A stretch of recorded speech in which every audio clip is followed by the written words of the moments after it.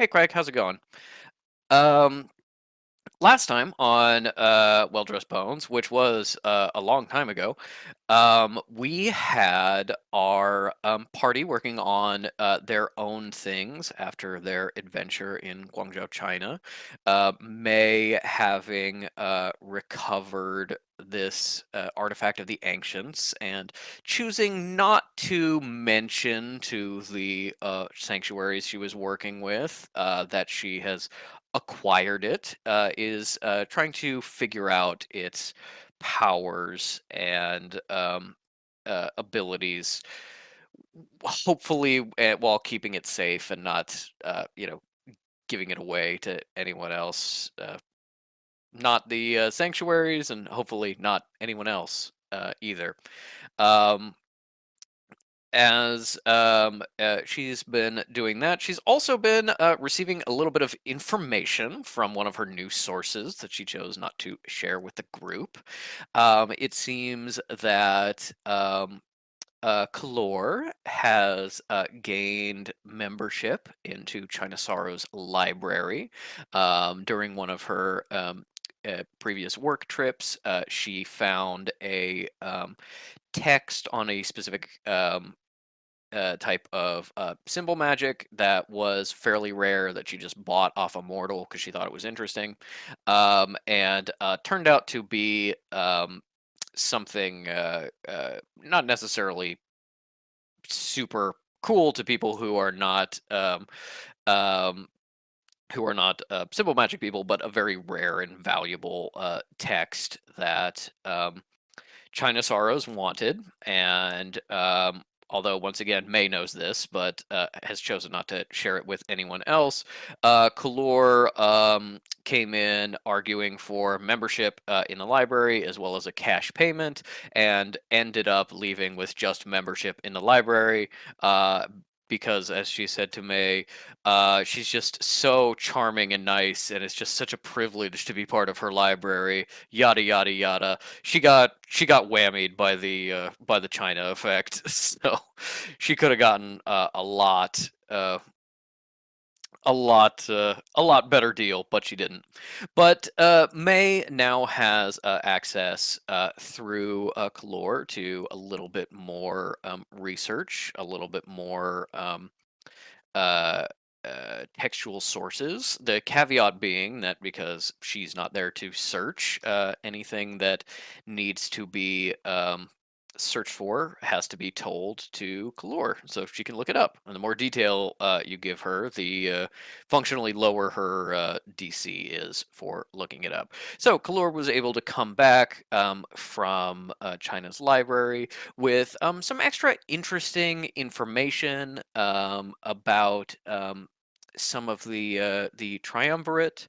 Um, the regent could refer to a number of other people, but May believes that it may refer to the leader, or at least one of the leaders of the Maharu, um, and that the librarian is possibly associated with the symbol you've been seeing, the triangular symbol that seems to be the symbol of an ancient cult, secret society.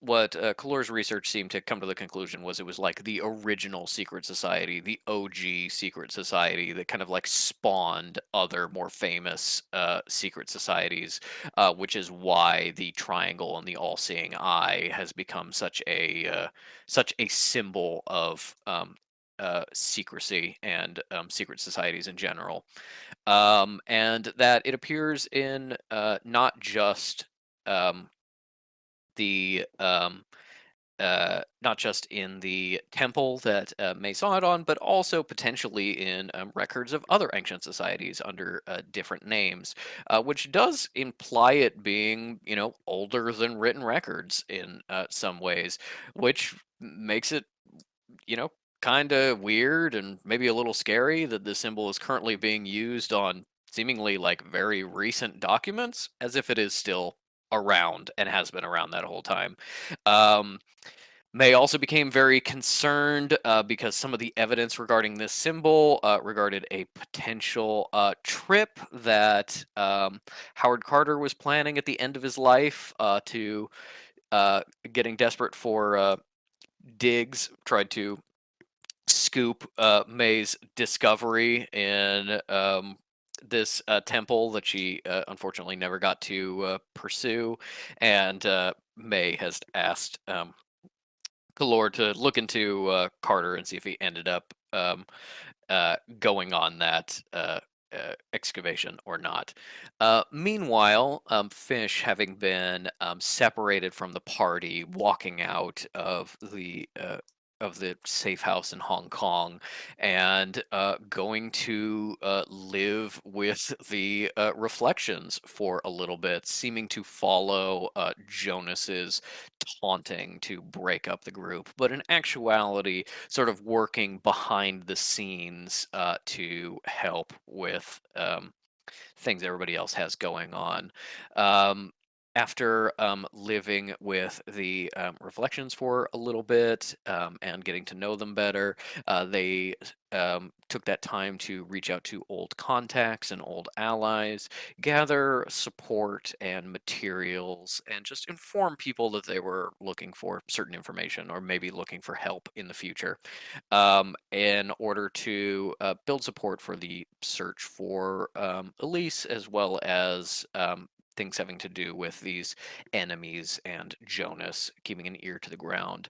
Um, Finally, Fish was able to take some time to try to unravel Jonas's influence on their friends.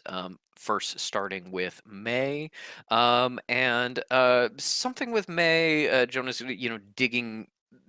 digging his metaphorical claws in a little bit, not quite able to release May, but definitely something happened. Something that caused Fish to um, uh, yes. It's something that's causing that caused Fish to have a sort of a severe headache, something broken or torn or damaged, something in their fiddling with their connection with Jonas that has changed. Before finally ending up back where they started in the town with Cal's temple, getting the rest of their stuff. Um, and At this same time, Cal has been searching for Elise, as it turns out that she is missing while she was looking to protect some of her new chapels she's established in Canada from this wolf-like death creature that has been stalking and attacking necromancers. And Elise has disappeared, and while Cal has been scouring, looking for any information to find her, also trying to keep uh, both her temple together and Elise's temple, visiting with Elise's kids, her nieces and her niece and nephews, and uh, yeah, just trying to keep everything together, trying to keep from spiraling out of control. Finally, got a clue in which a sending, a celestial uh, that Elise had managed to summon from where she is trapped in order to inform Cal. It seems that Elise is somehow trapped physically in the realm of death. And in searching for how to find her, how to get at her, Cal has been paying a lot of attention to potential sources of information. And now that she knows where to go, where to head to, uh, she has realized that essentially there are only three ways to get into death: die, um, go through a portal located in one of the necropoli, which are very restricted, hard to get access to, and usually not something you can come back from. Sort of a one-way passage in many ways, or there is, some sort of like, people who have the equivalent of a planar shift spell, some dimensional shunter who also had a necromantic upbringing that could put theoretically get you into death. Seems like a real long shot. And in order to find more information about these processes, as well as um, find out where in death Elise is, because it is a changing landscape that is very hard to navigate in, and being in it for any period of time seems to kill you stone dead, of course. And Elise is managing to keep herself alive with her life magic. Cal needs more information, and that has led her to one of the three most important temples, the uh, Gorgon Temple in Iran, a library, a archive specializing in soul magic, kind of the forgotten forms of necromancy, the things that are not heretical but are uncomfortably close to heretical for some people. A branch of necromantics that are a little bit older, a little out of step with modern doctrine, but because they were there before modern doctrine, and in now trying to gather up the resources to go there, find more information about how to navigate in death, how to get into death without dying, perhaps secrets about how to get in the necropoli, uh, uh, other secrets of death and death magic.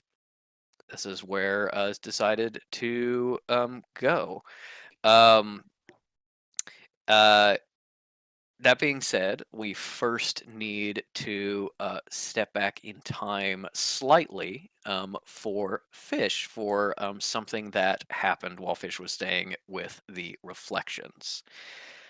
Now, while on previous adventures, the god, the Japanese god of harvest and growth, Lord Inari, was missing as you hunted him or remnants of him in Korea, and Fish connected with the bell to see his death and see a piece of his power, a little piece of his self fly off into the distance, seemingly to survive.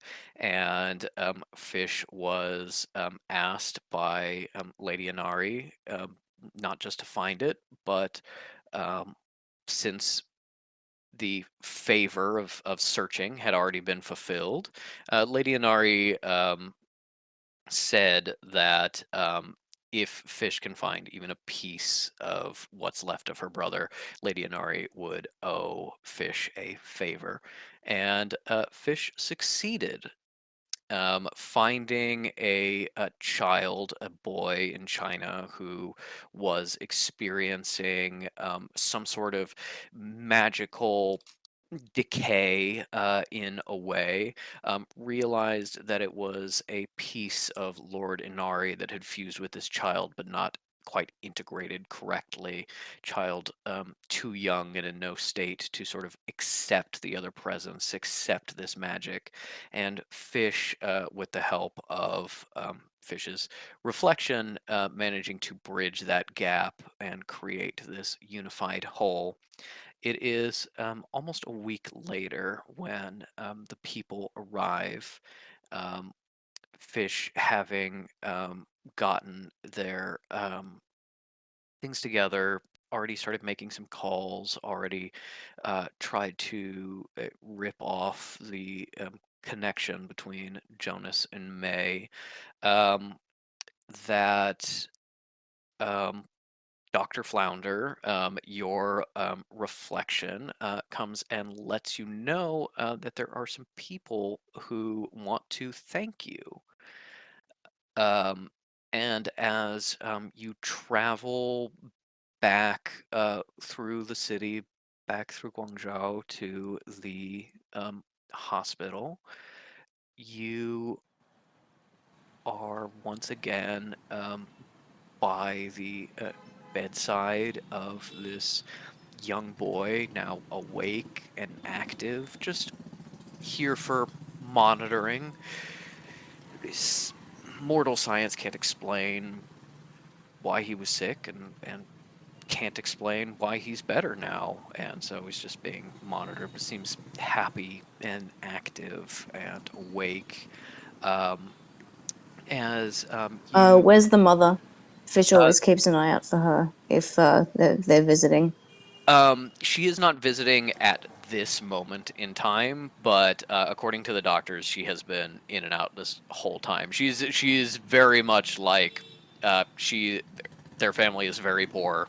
Um, uh, Hmm. Single mother working the working as a food vendor on the street, and kind of like kind of like a little bit of someone who's fallen between the cracks of the communist revolution. Not Yeah. quite rich enough to be thrown down, not quite poor enough to be brought up, and so stuck, kind of scrabbling, and needs to be working kind of like absolutely all the time in order to support her son. Uh, Based on what the doctors are saying, how much do you think Fish has been visiting this kid? Uh, let's say, a day on, a day off, a day on, a day off. You have Uh, just definitely, to yeah, just to stick their head in, honestly. yes, But yeah, you know, and Zeke is also keeping an eye. Sometimes on alternative days, sometimes when they're just there to visit other patients. Trying to step up and do the doctor thing. Um, yeah. you've seen the mom kind of like leaving late at night or there at weird hours. She also seems to be popping her head in. You think probably she's just kind of like not sleeping between Mm. working and visiting her kid who's now awake and excited to come home. It's just kind of like if she's not working, she's visiting if she's allowed to. So she's been really in and out. She does not seem to be here right now, but a man is waiting in the hallway. For you and Zeke outside the hospital, a man wrapped in yellow and orange robes, um, in sandals, but looking like he walks barefoot very often. A monk, and the first instinct you get is kind of looks like Kafan. A Mm. similar kind of like build, similar like facial features, similar ethnic features. This is probably a Tibetan monk of some description. Mm-hmm. Mm. Yes. Uh, Uh, it's a Fish and Zeke like approaching. Like, yeah. are they They're together? like chatting Okay. together as they're walking around the It'd hospital. be like a it'd be a this guy, or were we just going up and talking to a stranger? So this is the guy. He's apparently a leader of like a church or something that was asking for you something to do with a kid. I don't know. It's like a religious thing. I don't. I just met It Dad. probably is. It always is. Yeah, Dad and I are just getting to know each other. I don't know like any other gods or things like that. I don't really know what Godkin stuff is. This is like a Godkin thing, right? Is that What are you you okay? met Lady Inari and then didn't have to do what she asked of you, but well, I'll make you feel bad about that later. Yeah, well, I didn't know her any favors, so Hey, dude, how's it going? To um the monk. The monk steps up to you, gives you a big smile and a bow, and shakes your hand, and kind of like starts in um, Cantonese that sounds a little rough, and then Mm, once you're kind of like, I understand. I've been eating the dirt, but I don't speak it. Switches to English, which seems a little more fluent. Um, It says, you are the one who saved the boy and the god both. We are very grateful to you. Ah, uh, well, just doing my job. Thank you very much. I suppose I can leave it in your capable hands now. Yes, we have spoken to the boy and the boy's mother, although he is a little young to understand why he is traveling with us. I do not know if you know of our faith, but there are a great many gods who have fallen out of favor, no, damaged in some way, or with no followers, no worshippers, gods that are in decline or approaching death. We worship all those from this realm and care for those who have been injured in some way. The Lord Anari, I assume you met or you know of. Uh, not as his full pre-child self. Well, the Lord Anari, as you may have known or would have met, is no more. And as the Hmm. child grows, a new god will form. Maybe not a greater god like the Lord was, something smaller, but something we will keep safe. Something that can Yeah. grow with him and with us. There are those who would wish to abuse the power of a fledgling god and the naivete of a young boy, and we will protect them. Take them out of here. The mother as well. Good. Look after them both. And I guess, if you need help from me or Dr. Flounder here, I guess a way to stay in contact. Of course, we do not use them much ourselves, but we understand sending stones are common. We do have some sending stone contacts we can make with you uh, if you would like to connect. And holds out a sending stone that is kind of like open to connecting if you would like to essentially trade numbers for a sending Yeah, stone. it's like it's gonna go to Zeke, but Fish Yeah, is like, so they call like them, yeah, and then we all go figure out why the kid has a cold or whatever. you're like absolutely. I'll give you my number, and then you just like reach into Zeke's pocket and grab their sending Yes. stone. um, um, Yeah, yes, link up here. you chat with this monk a little bit. It does seem to be this kind of like universalist religion that maybe could help you learn a little bit more about what it means to be you, potentially a source of Mm, information. Your dad has said, all of everybody that has connections to me has different powers. I can give you broad strokes, but kind of the point is you need to discover for yourself. Um, yep. but despite his kind of connection to all humanity, has a certain limited amount of experience about like what it means to be a godkin and how God can kind of operate day to day in the world. And this seems like sort of a sorceress organization, or at least sorceress adjacent, magical people, who can potentially let you know a little bit more about like where other godkin are and kind of like what you all have in common and what's different between you and things like that. It's sorts of information. You get the sense talking to them they're pretty isolationist. They're pretty like Yeah.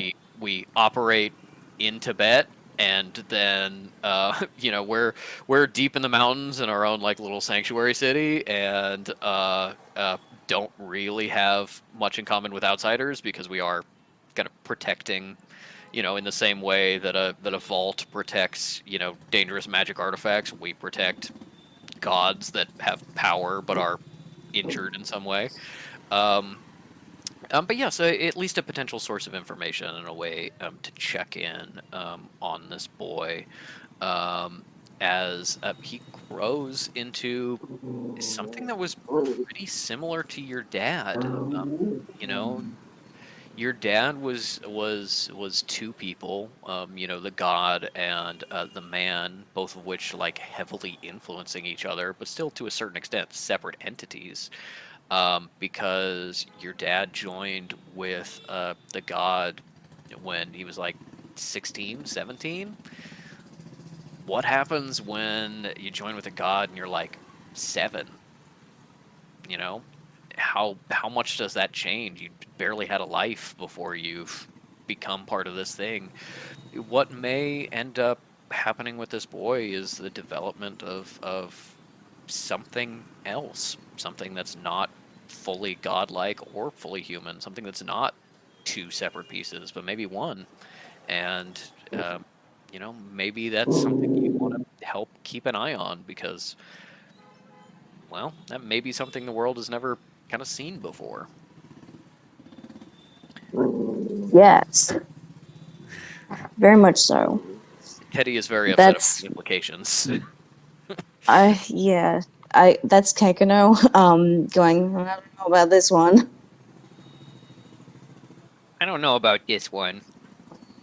This is not going to be my new son. I'm just kind of like looking after him a little bit. Okay, well, still.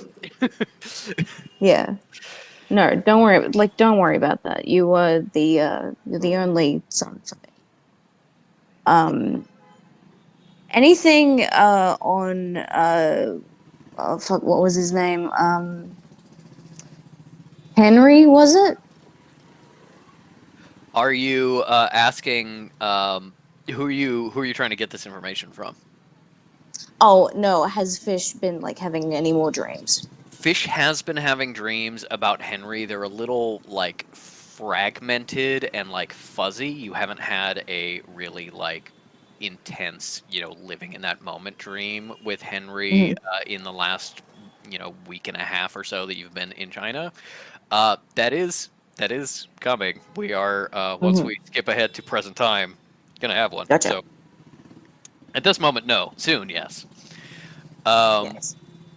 and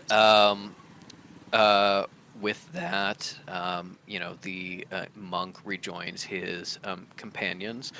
It looks to the outside, to mortals like Buddhist monks, but clearly Yep. we're drawn here by your power. You made a connection with these people looking for a way to help this kid, and you found it. And they may have, to a certain extent, been like on the wavelength looking for things like you, looking for that call to help.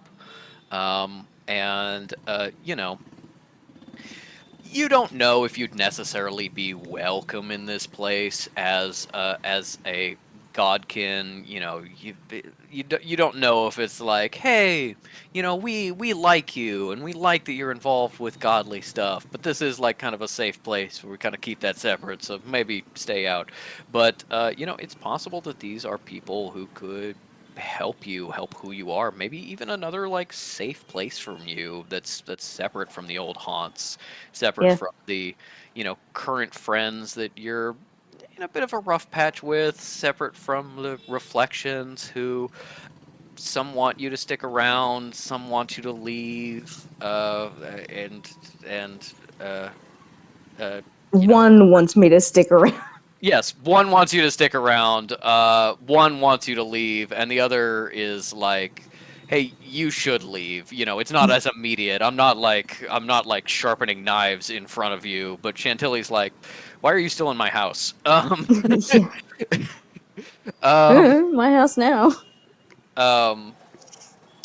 um, but uh, uh, maybe a place that is not another space that may be safe from you. That's not begging an ex to stay in their house, or a new place where you don't know anyone, living in the woods, or a place where you have previous connections. A place that is safe, but maybe without the history and expectations attached. Hmm. Um, And as they bid you goodbye, and you go back to the reflections, home, um, Kala in her chair, ignoring you and looking at Zeke and going, "They're still here." Um, as you settle down for that night, it feels like a dream at first, but then you start to get uh, summoned, uh, and you feel the pull of Lady Inari being pulled into her realm. And you realize that she is tugging on you with her power, using the connection between you, using the fact that she has like an outstanding job for you to like influence your manifestation. And you feel for a moment that you could say no. You could resist being pulled into her realm for this meeting, and you don't think you could have done that before. Just a Yeah. small way you've been getting stronger as you manifest your powers. You think you can't really be pulled into another god's realm without your permission anymore. Not unless they really want to, you know, fight you and potentially hurt you to make it happen. Um, Mm. and so you feel this pull, and it's insistent, but once you're not moving, it sort of seems to like ask a little bit of permission. Do you Yeah. go along? Certainly, but it is very good to know that, for like for future reference, that there is a choice in the matter. Yes. No, definitely this thing about like I don't know if I could have resisted before, maybe if I like knew that was an option or knew more about how my powers work, maybe I could have resisted before. Now, maybe it's a combination of being more powerful and more knowledgeable. I can absolutely put my foot down and say no.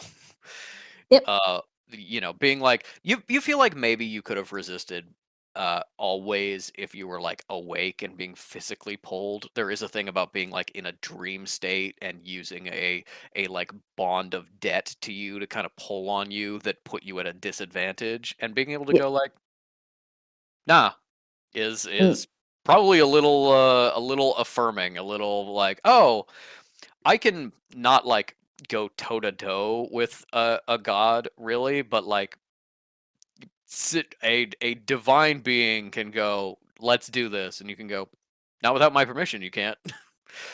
Yeah. And That's like that's more than a bit affirming. It's pretty good. yeah. Uh, Maybe too good for Fish to have this knowledge at this time anyway. Maybe But yeah, too we're good gonna for Fish's ego, but it's yeah, also like you're currently in China, physically a place where this goddess does not really have power or influence. Maybe if you were in Japan, it would be different.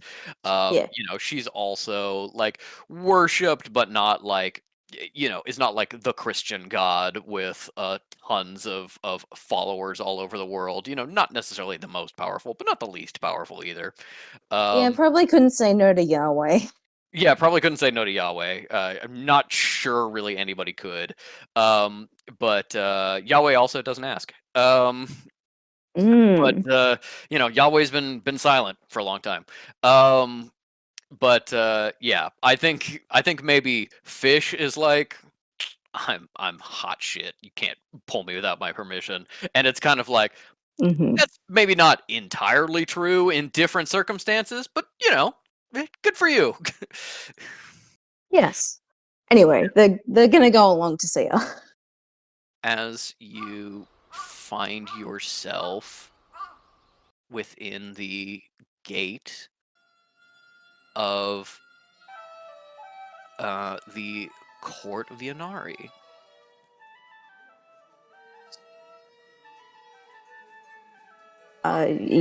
Nodding greetings to the Fox attendants, whoever remains, and as soon as laying eyes on Lady Nari, gives her a nice bow. As as you are escorted by these fox attendants through, you can see that like before, there's like rice planters here and stuff that have been grown and attended by the foxes. They're still there. They're looking perhaps not as extensive as they once were, maybe a change in the dynamics of power with a seat empty. But also they mostly ignored you except for the fox attendants that were escorting you. Now, even the ones that are working are kind of like looking up at you from their work as you head through and head over to Lady Inari's pavilion.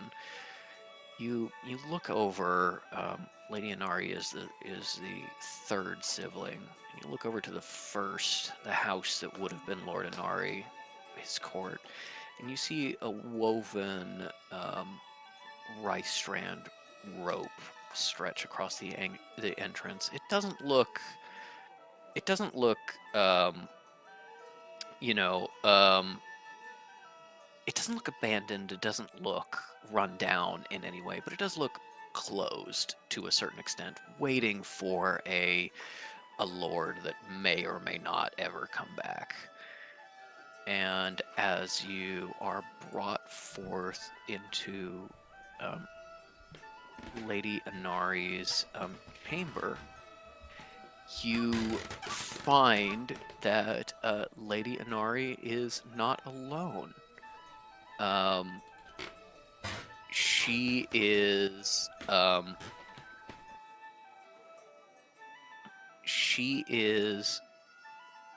here in her like kind of giantess form. You saw her before when she was like superhumanly large, like 11 feet tall, in her throne, clearly to intimidate you. When you saw her in your dad's realm, she was normal person sized.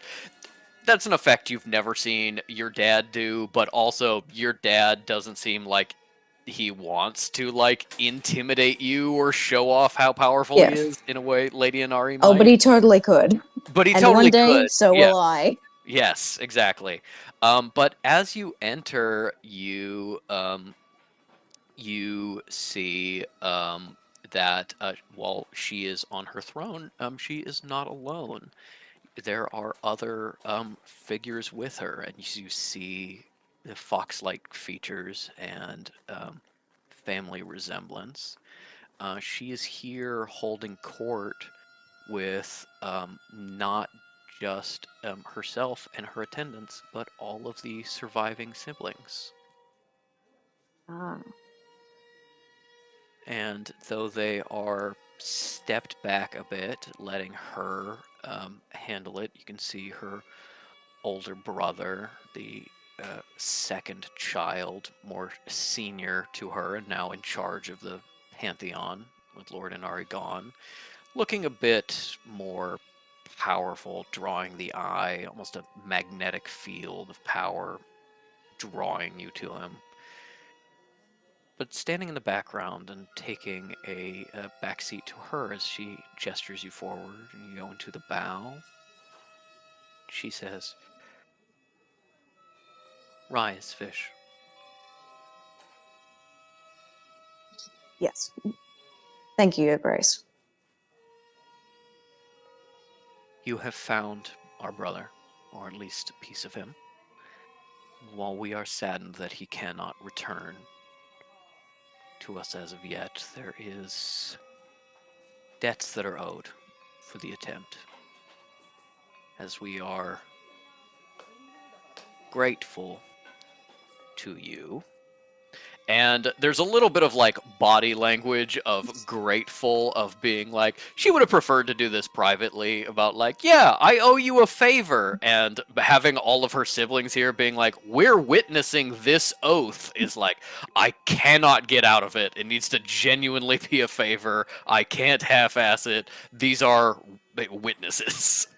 Yep. And you don't know if it was her idea to bring them or not, to kind of like hold herself to it in a sense of honor, or if they were like, we also want to know our brother's okay. Yeah, and it's like, well, you're the mischievous one, so we should probably just keep an eye on you when you make a promise of any kind.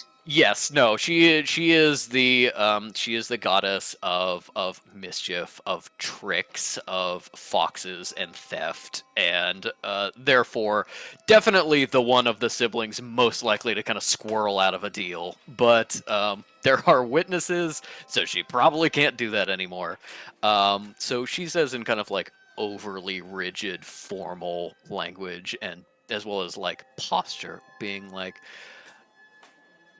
as sworn to you, I owe you a debt of gratitude. You may call on me for something, and if it is within my power, something compensatory to the love and respect I held for my brother, who you helped save, I will do this thing for you. What boon would you ask for?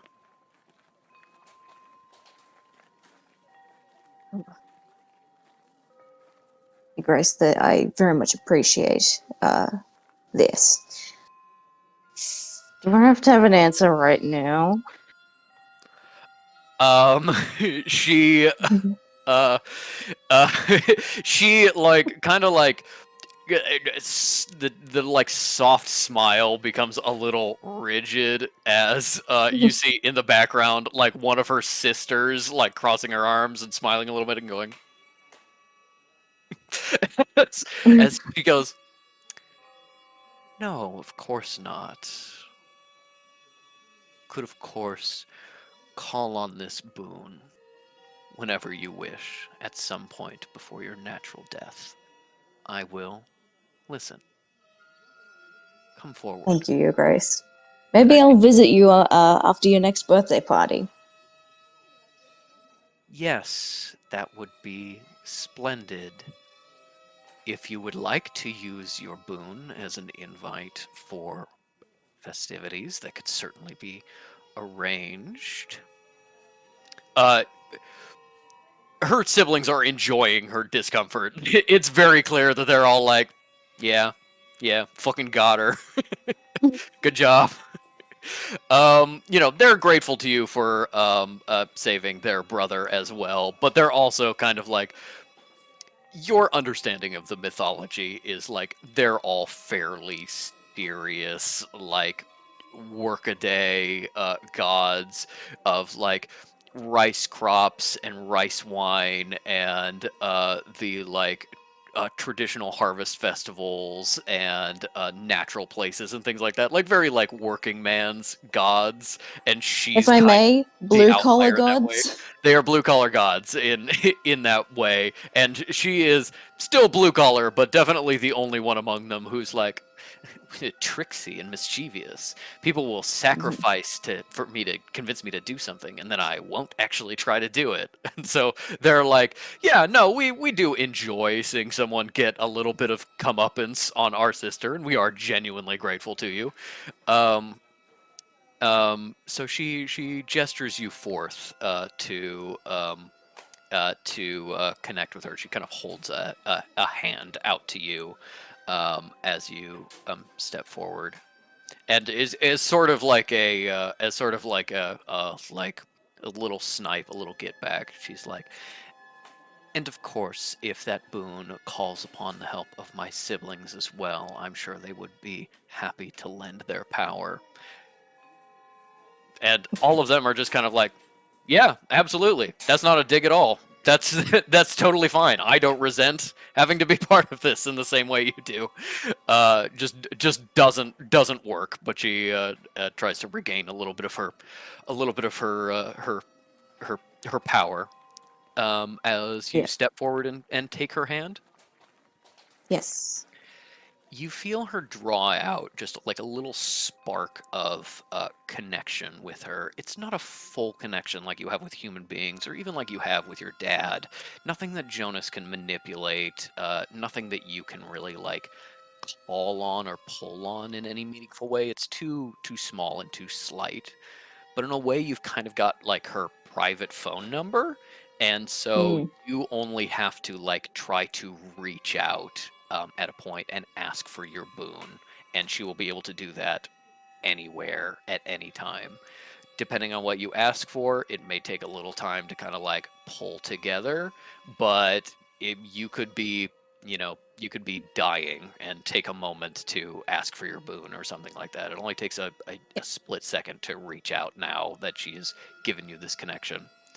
And with a tiny kind of like twist of distaste of like somebody who's like, touched a worm or something else mildly gross, it kind of like brings her hand back and like very subtly like has a little like silk cloth she takes out of her pocket and kind of like wipes her fingers on. She says, um, "We will always remember this debt and keep an eye on her brother. Thank you." You are very welcome, Your Grace. Thank you. I think this new being where your brother resides, I think things are going to turn out okay. Give me an insight check on these kind of godly figures. Mm-hmm. Trust me, I'm some random guy. Yeah. Oh my, uh, not 20, so 22. And this is how we get started again. Um, with a 22, you see a little hesitance, a little glancing at each other, a little body language of unsurety. Lady Inari is kind of like really keeping herself together, keeping like the stoic, goddess. She's already been kind of clowned on in this meeting, so she's resting on her dignity a little bit. The others look a little bit nervous, and I think it kind of occurs to you that like being a god, like the nature of godhood, relying on human worship and human ideas is inherently transformative. Like pantheons will add gods all the time, or gods will get combined. Probably a little bit of the research you did into Lady Inari after um, you got this debt is like, oh, the Okami didn't used to be seven gods. They used to be five, and then perhaps they were one before that, of being like, this is maybe a god that's split, or like new gods were created out of the realm or something like that. Being a god is kind of like inherently transformative in a way, and that's scary. That's for a being that like feels itself as like eternal and unchanging, being like we're actually very changeable and we have just witnessed, our brother who like in human terms has probably existed for like, 5,000 human years, but in our like conception of the universe, we're there when Izanagi dipped a blade in the ocean and the drops formed the islands of Japan at the beginning of prehistory and things like that. The kind of the mythos and reality like living side by side in their mind, being like, oh, something was taken away from you and is like changed forever is kind of a scary proposition. And they seem to be a little uncomfortable with the idea of what the future holds, whether their brother is coming back as they remember him, or their brother doesn't exist anymore, or an entirely new god or goddess is coming out of this. Um, and I think in that kind of like that kind of moment, that insight that you get, I think you understand like a godly perspective a little bit better.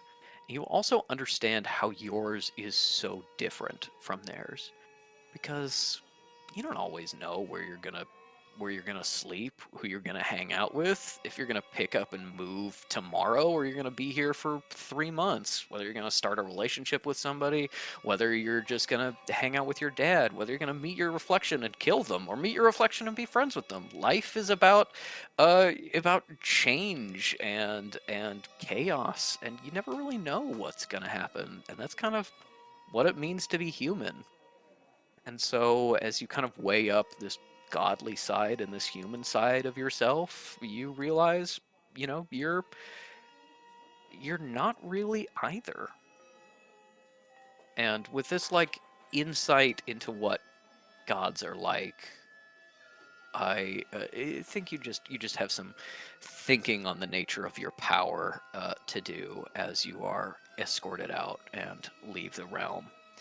And it is perhaps this that inspires you to more fully get out of the Reflections house and start more actively tracking down allies, connections, people who may be able to help you find Elise, may be able to help your Yeah. friends, may be able to save people who, it's hard to admit to yourself, mean something to you. Yeah. I'm not sure whether it's good or bad yet, but I do know that I am unique. I may as well try and put it to some use. Yeah. And it is with that that we will jump forward more into our present day. Um, uh, Fish has now traveled, gathering help and allies and information, and has now come to reside in Cal's town. Kekino has been visiting for a little while and has now been able to go back and forth between the two of you while you were kind of setting up some last minute things, getting your stuff together, being like, okay, am I invited to go help Elise? That kind of unsurety as Cal is going to, as Cal has just received this vision and has not yet kind of told anybody or started that process. Meanwhile, in Sudan, um, May has been working a lot on the staff, getting this information from Kalor, putting diagrams together, trying to help with finding Elise, but also having her own things to deal with. Still holding on to a little bit of anger and maybe resentment towards Fish leaving. Um, even as unfair as it is, and it's unfair, even a little bit of being like, um, um, even though it's a little unfair, that like twinge of not jealousy, not even really resentment, but like pre-jealousy, pre-resentment of being like, I've got this super important artifact and um these um like big mysteries, and I could use Calligenus's help figuring that out, but her sister's missing, and obviously that's more important, and she needs to be focused on finding her sister, but it still feels like, she's doing something else instead of helping me. That like twinge of a little bit of a problem with kind of going it alone once again, especially now that Fish is separated, and things are not necessarily great at home with Sinner either. You're not in a bad place. You're in a fine place. Um, the um,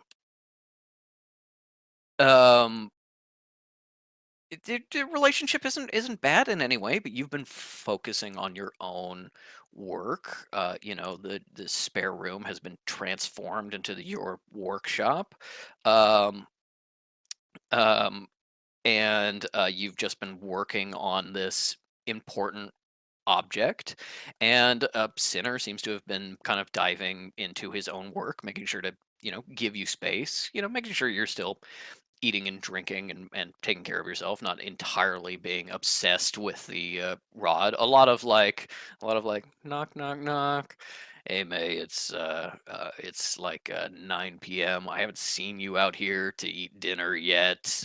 Just wondering if you guys have something to eat. And, just thinking we could do that place down the road. That kind of like operating in each other's orbit, but not seeing each other all of the time, and things feeling a little fragile now, not because anything is wrong, but because things could be better and they're not.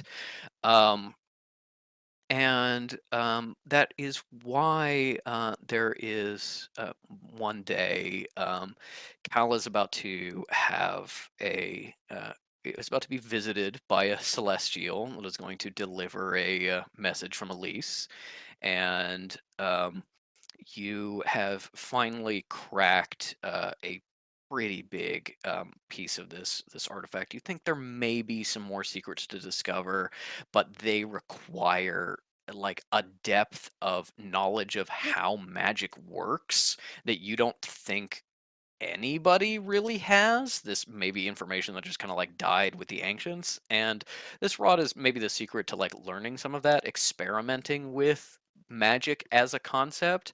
But um and you're kind of like you've reached a limit to your understanding where the object entirely makes sense to you. You know, like everything it does on the surface, and to know it more deeply, you kind of need an ancient's knowledge, or at least knowledge you don't have. Um, Knowledge perhaps that Jonas could provide. Knowledge perhaps that Jonas could provide, and uh,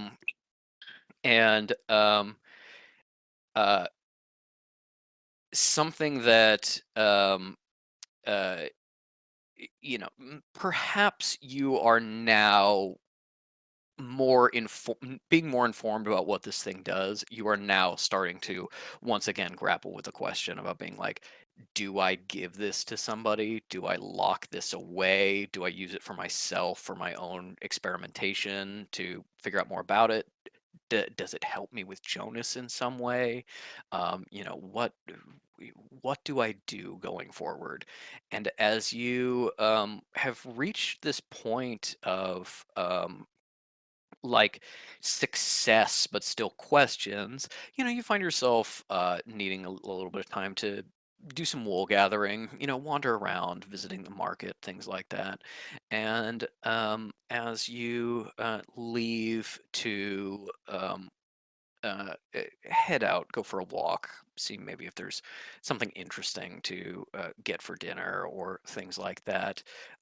You don't, you forget to seal up the door to your workshop as you head out. Sinner's here.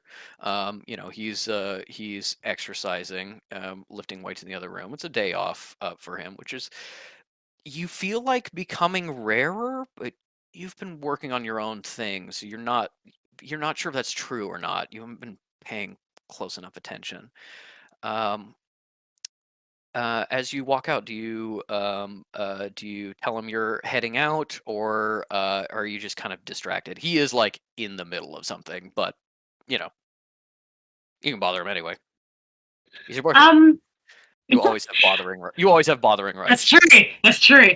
Yeah. I think May is between like is like distracted. Maybe hears him like putting the weights down, picking up another set, and goes, "Oh, he's busy. I'm only gonna be out for a little bit. Like he'll be here. It's fine." Like, Mhm. yeah, You she's you just feel like you're so going for like torn. a 10 to 20-minute walk. Like you Yeah, definitely don't yeah, need to be like, I'm going out. yeah. All right. Then it is this with that with the clatter of weights and some grunting that you head out and lock the door and uh,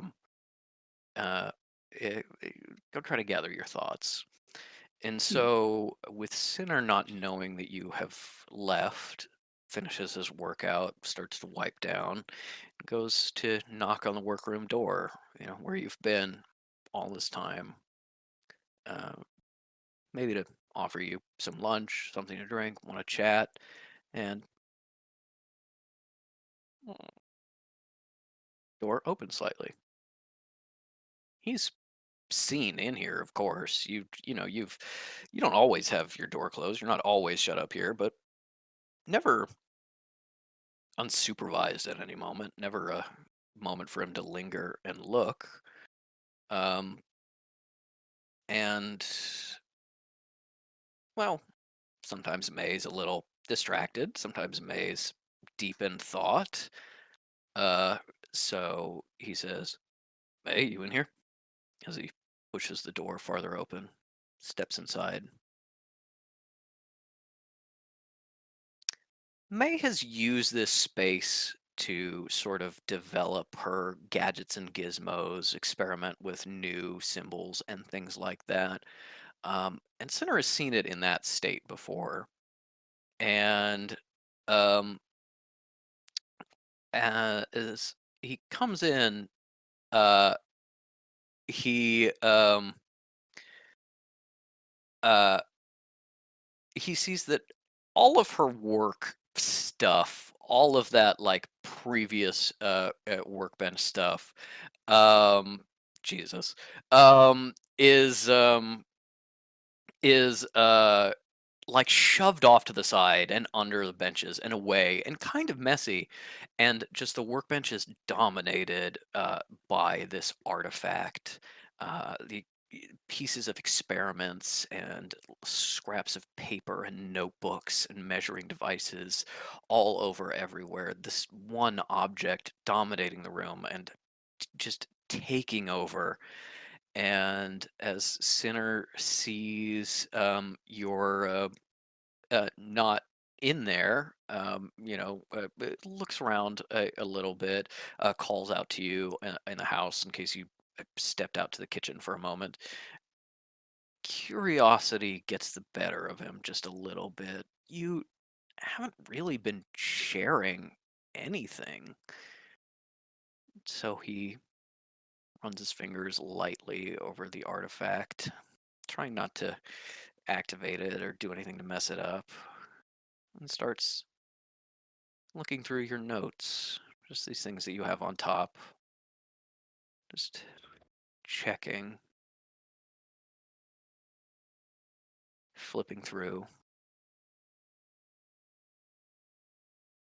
There's a page. Just May likes to not doodle, scribble. Likes to scribble down thoughts as they come to her. Organized notebooks are for projects, but you got to get that. You got to get the idea out first. And so he flips open a notebook and it falls open to some scribbles. What does Jonas want? What does he need? What does he want with me? Why was he talking to me? Why did Jonas do this? What does Jonas know? Underlined, underlined, underlined. And it is in this position, sort of one hand subconsciously resting on the artifact, the other skimming as he looks through this notebook. And it's with concern that May quietly comes back into the house and sees this work door open. I am going to roll a perception check for Sinner to see if he hears the door open and may come home and was able to kind of like, you know, turn away at the last minute and not be in as compromising a position. But we will see. Can May roll a perception seeing that the door is open? Absolutely.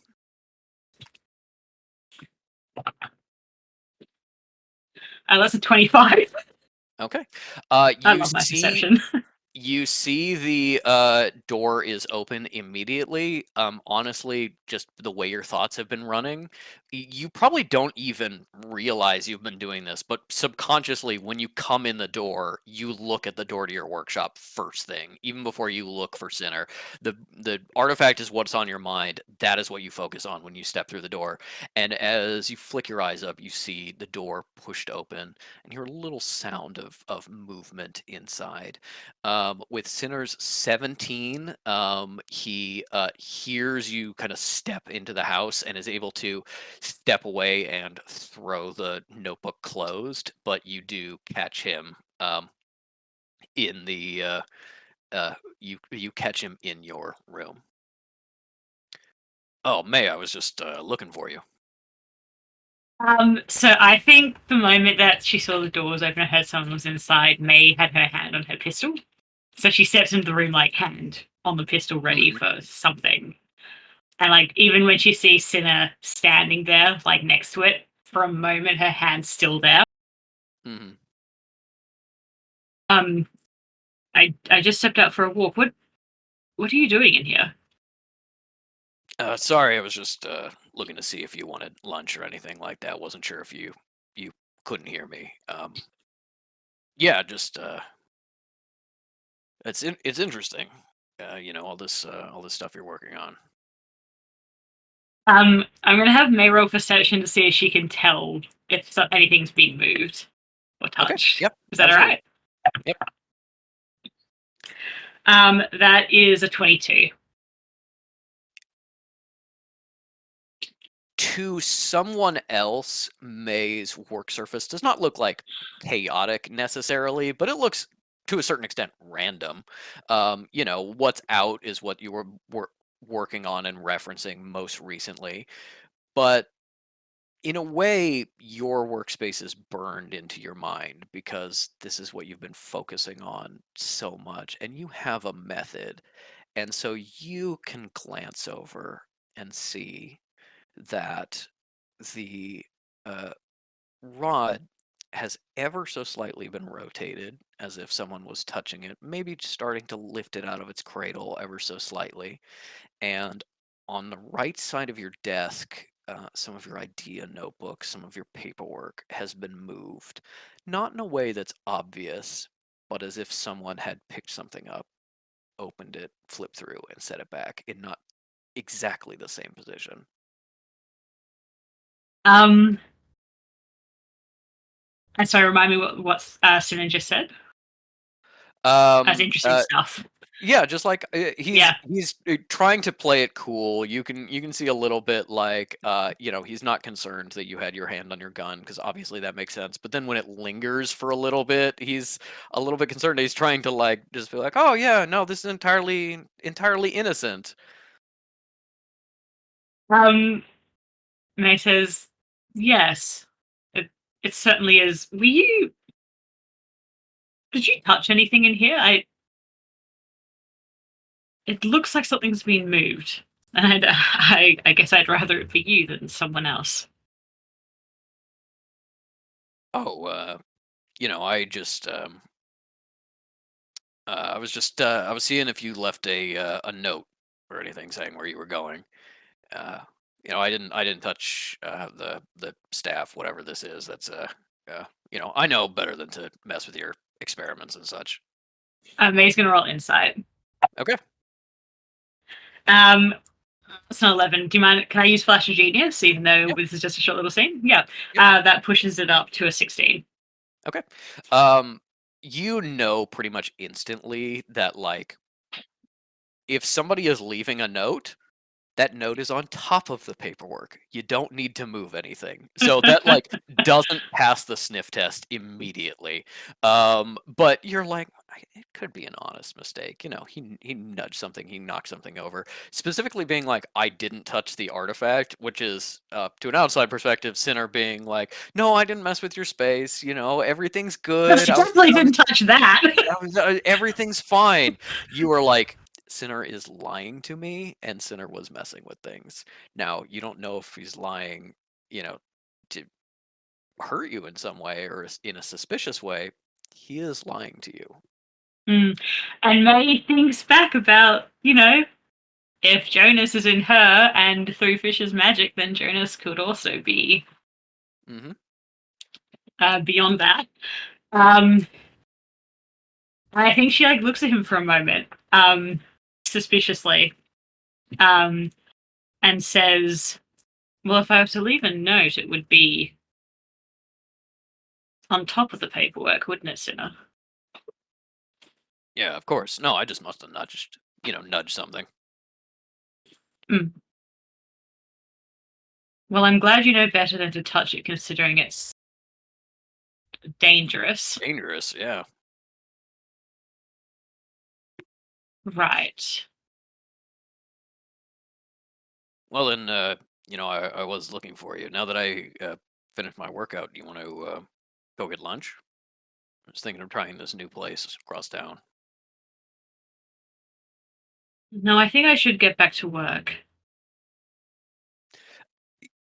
You can see for a moment his like want to argue with you, and then his eyes kind of shift to the paperwork, and then he goes, "Yeah, of course, I understand."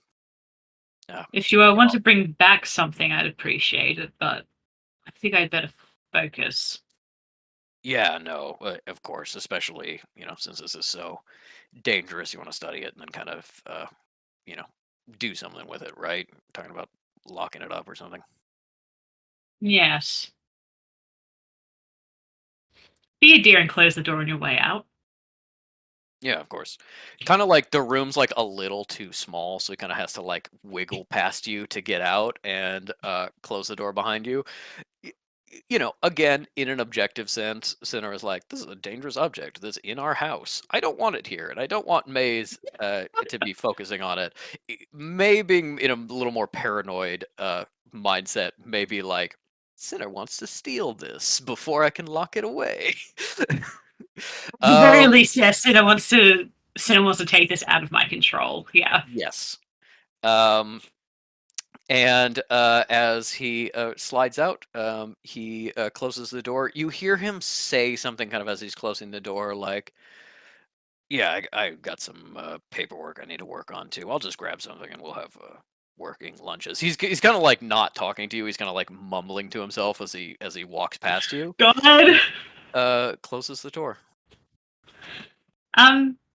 May just stands there for a moment and like looks at the door and feels bad, but now there's this seed of, can I trust him if he's going to lie to me about this?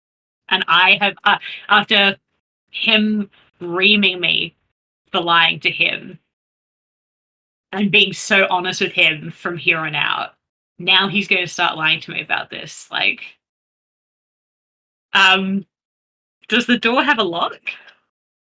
You have installed both locks and magical countermeasures.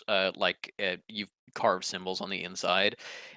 I think until this point, you've never really like locked the door when somebody else was home. You lock it when you're going out. No one's going to be here. Do you Mm-hmm. start locking it whenever you're working or whenever you're gone? Yeah. Yeah. And while he's gone, May takes the opportunity to go over all her locks and make sure they're still working, that there's no errant scratch that's like gotten in the way, and stuff. And yeah, she's perturbed. Yeah. It is with this still kind of fresh on your mind when, a day later, Cal potentially reaches out about a trip. Does Uh, Cal say anything? Would Cal say anything about Elise being trapped in death? Or is that TVA? I was actually going to switch it over to Mooney and see what Cal is going to do now. How she's approaching, fish potentially coming or not coming. How she's going to pursue this. Last, Can I? Sorry, can I just jump in? If yeah. Mooney, if Cal does tell May on the phone, like, I know where Elise is, this is what's going on, May won't tell her about Kalor, but will immediately call Kalor and be like, hey, getting into the road of death. Find out about that. So yeah, anyway. Do we want to just go ahead and like start that scene? Oh, we can just abstract it if you like. I was just Okay. more putting it as like for Patrick's knowledge, like, Yeah. yeah. Cal would probably be like, "Are you in a secure location? Is no one else here?" Locks, like, you better believe it. Yeah. Unfortunately, Sinner not in this room. Yeah. They're No one gonna else match paranoid energy here because when Cal is in an unsafe space, mentally Mm. or physically, she gets paranoid like no motherfucker.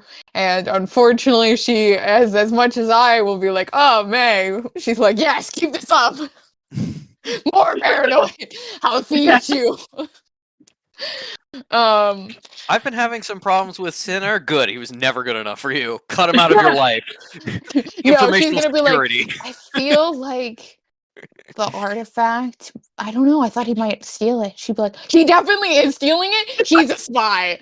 He's a spy. Oh my Oh god! my god. Yeah, she's like, I've never thought about it before. Let me get my fucking Pepe Sylvia's thing. This all is coming together. He's a spy. Oh my god. Ella's a girl's girl. She's just like, Sinner ain't Yeah. shit. He ain't shit, he wants to steal your shit. The worst Yeah. combination. Yeah. Change your locks, girl. Change your locks. No, Cal just is like, is it secure? Blah blah blah. And then she'll tell May about being like, yeah, Elise is stuck in the realm of death. I don't know how the fuck I'm gonna get there, but I guess I'll figure it out. No one else loves her enough to rescue her dumb ass. Mel would be like, I'll do some research. And not say it's cool. and no, Yeah. Cal would take I'll do some research as being like, oh, like just research? Would you not be able to join me? Because I understand if so. No, she's like 100%. I will be there, and in the meantime, Yeah. I will do some research. Yeah. Yeah, I think Cal would take the awkwardness and take it the wrong way, is my point. Yeah. And then she would be like, all right, she would not fucking mention Fish. I don't know if Fish has like shown up in town by this point. She's like, you're gonna invite your own fucking self to my goddamn trip. Oh, I'm not gonna invite you. I think, yeah, Fish is in town. I think Fish is definitely in town. It's just Yeah. whether Fish is like Yeah, said and hi. it's Kekano has definitely Yeah, told you that Fish is here. Yeah. No, yes, Kakano's Kekano going. will have gone. Yeah, Dad's in town. You should hang out and We sleep should be. together. Hey, why aren't we getting dinner with Dad? Are we gonna get dinner with Dad today? Can we get dinner with Dad?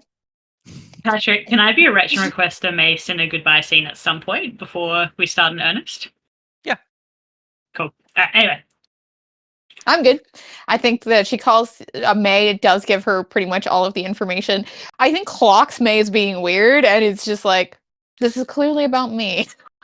Yeah.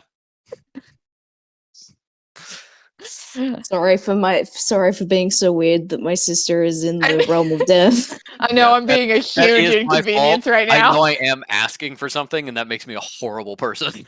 You know what? That's totally justified. And if you never want to speak to me again, that's fine. I don't have a lot of other people to ask. Metal's planning a wedding. Did I tell you Metal's planning a wedding? Metal's planning a wedding. Yeah.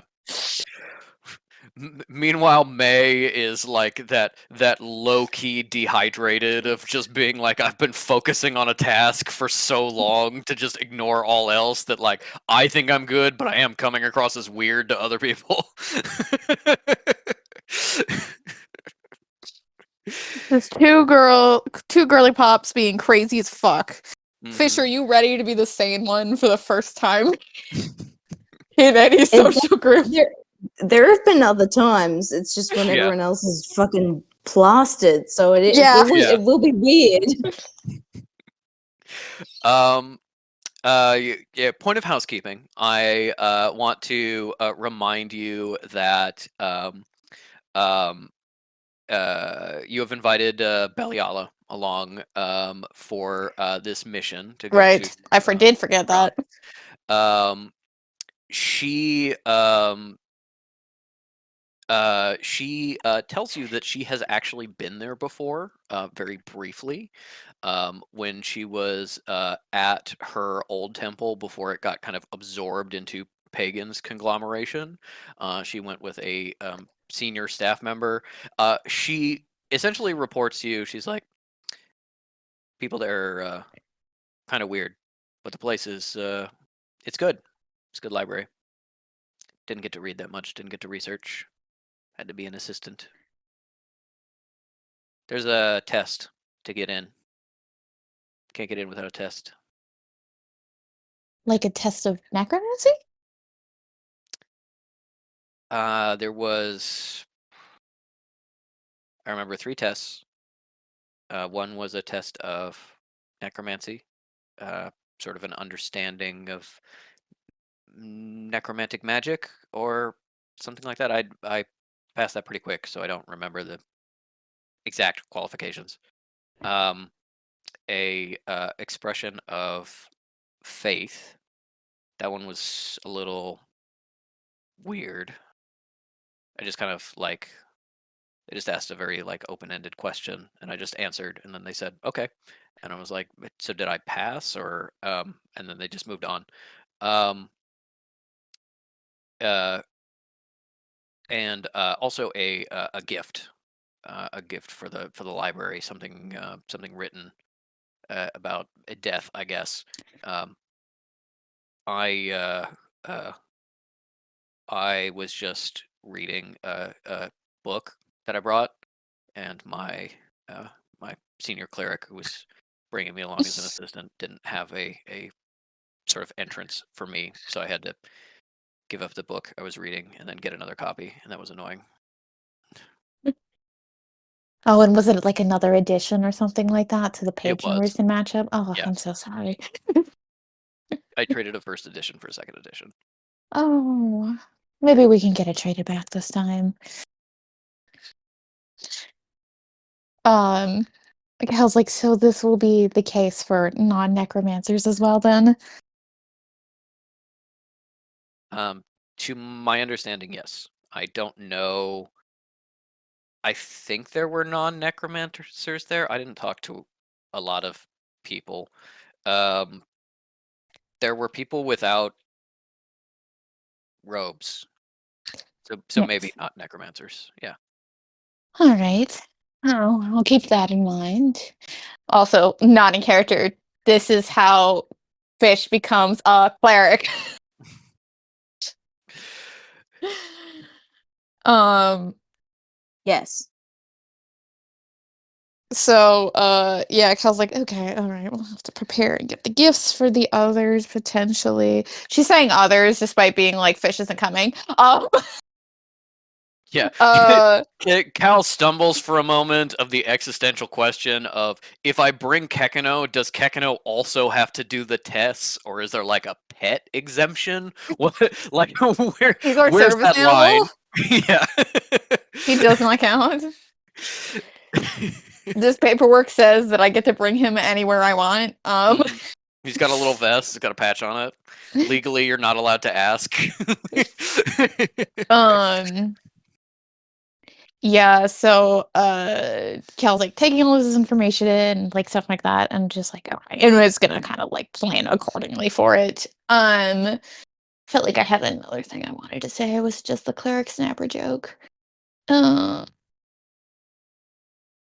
yeah, I think that's it. I think she just wants to kind of be prepared and kind of get ready. Oh, I remember what. Cal's gonna ask Beliala like in a genuinely like confidence, and maybe this is more of a conversation that would be happening with Jamal and Rousseau as well, just kind of as her mini counsel. She'll be like, I have been traveling um as someone else every time I've been leaving the country, so the temple will not seem unguarded, but I don't know if that makes sense to do in this scenario.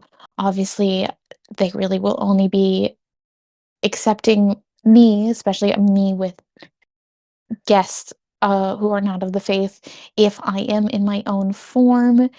And also, it would I'm sure Pagan and Tinnitus know that Elise is missing and that obviously I would be going to look for her at some point, and maybe it is too much to pretend forever that I am here. On the other hand, it has worked so far. You have not, they seem to have accepted that I do not leave, and there has been no increase in attacks or assumption of um lapse security. So I don't know if I should keep it up or try to hide to some extent. What would be your thoughts? Um, security is not really my domain in a way, but I would think that the temple is in Iran, and there is not a lot of other necromancers who talk to them. As I told you, they're weird. Um, so it is possible that information will not get back from the Gorgon Temple to the others that you are there, and any that are watching the temple or sort of interacting in the North America sphere would not necessarily know that you are gone if a doppelganger was staying here. Mhm. So don't deliberately operate sort in the same way I have been operating, but not with as much secrecy once I actually get into the temple. I, once again, do not claim to specialize in security, but I think you can be High Cleric Denier both here and in the temple, and there can be two temporarily. All right. And that was Valiala speaking. Mhm. And did Rousseau and Jamal have anything to add? I'm thinking this is just kind of a private conversation when Beliala is talking about this. You can be like, I want their opinion too. Let's bring them in. I just think right now this is like just a continuation of a Oh, private conversation, unless you're like gonna go get them. Um, that makes sense. She'll just bring it up to them casually because, like, yeah, Jamal would be like, you're smart. I just want to make sure that thing. And Rousseau being like, are you willing to? If you, so you're going to be the only one, and you may be under more scrutiny than usual because it is going to be thought more likely that I'd be absent. hmm Um, Beliala also says, I also had a question. Uh, Mhm. Jamal knows libraries, but Jamal helps run things. Should Jamal come to the library or help run things? Al like is wearing the veil for this conversation, but is definitely like slow blink and is like, Blair Beliala, on a scale of 1 to 10, just assuming the worst possible situation happened, how dangerous is the temple and how much security and safety options do they have? I did not have any bad experiences with the temple. I found it very nice.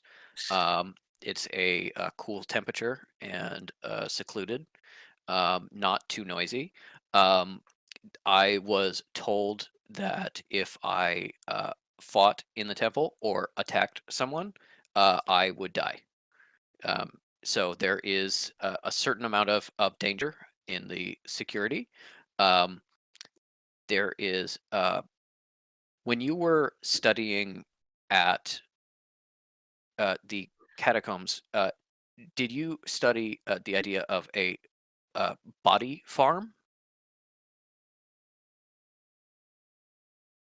I'm assuming yes. Yeah, this is the diagnostic thing where like you leave a dead body out for the wolves and then you like compare wolf bites post mortem versus pre mortem, and it's like it's used to determine for like autopsies, give you more information about how someone died and things like that. There's one in like Ohio that Oh, it's yeah, it's just like operated by Elise. it's just like 40 acres of a fenced in forest where there's just dead bodies everywhere. Oh, Um, what the fuck? Oh, did you not know about this? This is great. No! Yeah, it's basically it's a scientific endeavor for for like autopsies and criminal prosecutions and things like that. It'll be like somebody dies, they donate their body to science, and then they're like, okay, for this experiment, we want to see like the larval stages of you know, corpse insects in like a really dry, desiccated environment. So they'll like put the body outside and then set up like a bunch of heating fans on it and then just like monitor it for a couple months. And it gives you the info of like how a body decays in various positions. That's how like when you watch a crime show and they're like the body's been here for a week. He died at 12 p.m. That's where all that information comes from. Okay, but like my question is then, so like, in order to compare a wolf bite that happened pre-mortem and post-mortem, it means you have to have a living person bitten by a wolf. My understanding, my lay understanding of the way they do that is they have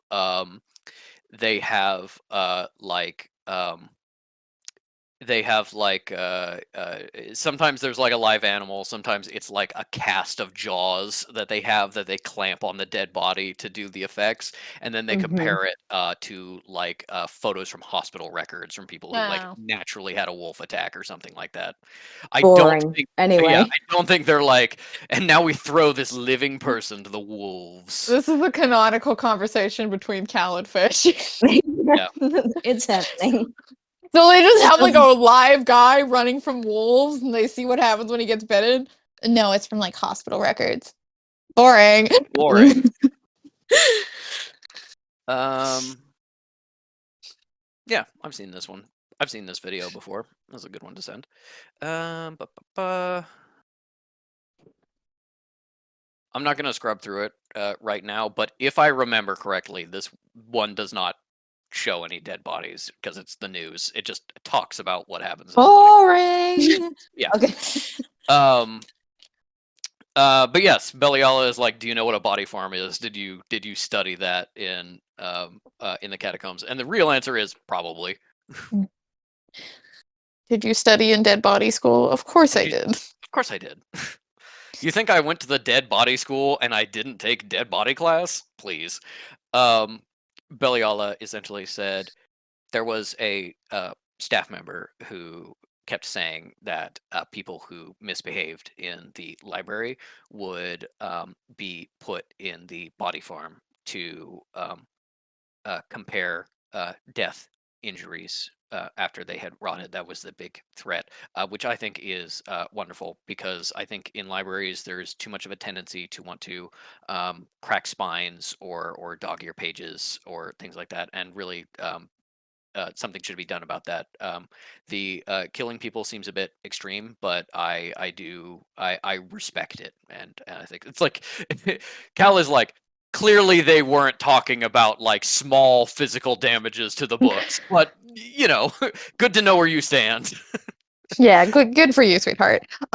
Cal's like, okay, well that brought out my that went past my Jamal's not allowed to come fear, and now I'm like, well, I guess I will ask him. Yeah. But essentially, I will say, sort of in a meta sense, there is this thing about like, when you're gone, Jamal is important to running the sanctuary. You know, he makes some of the political situations in concert with Rousseau and some of the other like senior clerics, and you know, he's kind of a manager. He keeps things running. So, you know, the temple may run worse in his absence, especially if there's some sort of attack or threat or something like that. On the other hand, the upside is he's an archivist and he's really good at searching out information and finding information. So he could be helpful in finding more information for you. So it is kind of this pros and cons things for you, the player, to decide of being Yeah. like, more help with the research, potentially less safety at home versus more safety at home, but potentially less help with the research. I don't know. Cal does really deeply respect Jamal, but I think she knows. It's not that she doesn't like Jamal's good enough about being like, I'm the only one who really runs the temple. But on Surrey, she is just like, I mean, he sort of is an organized person who um executes my kind of wishes as opposed to he kind of comes up with things on the fly if there's an emergency. So she's like, if there wasn't an emergency and I was gone, Jamal is not somebody I would hold responsible for doing well in that emergency anyways. You get the sense talking to people that definitely when you're there, but also when you're gone, Jamal is like making sure that like enough food gets ordered, making sure that people aren't like double dipping for lunch, or that they're not blowing off toilet cleaning duty or things like that. Like a lot of like, instead of big decisions, a lot of just like day-to-day keeping the temple running in that kind of thing. Mhm. So he probably has more responsibility when you're not there of like potentially getting together people to make the big decisions. But it's just kind of like, hey, if I take Jamal and no big emergency happens, my clerics can take out their own trash without somebody reminding them. They're Yeah. adults. Yeah. It's that kind of thing of like, if nothing happens, the uh, temple will be in a slightly worse state when it comes back, just because the guy who kept things running uh, was not there. But if it is attacked, maybe there's more of a danger. Maybe Jamal could have been more useful. But also, you're going to a library that, according to Beliala, is damn big. So that's up to you. It's just something you can consider. It is, I believe, at this point that we have Jamal um, sort of quietly knock on your door, and uh,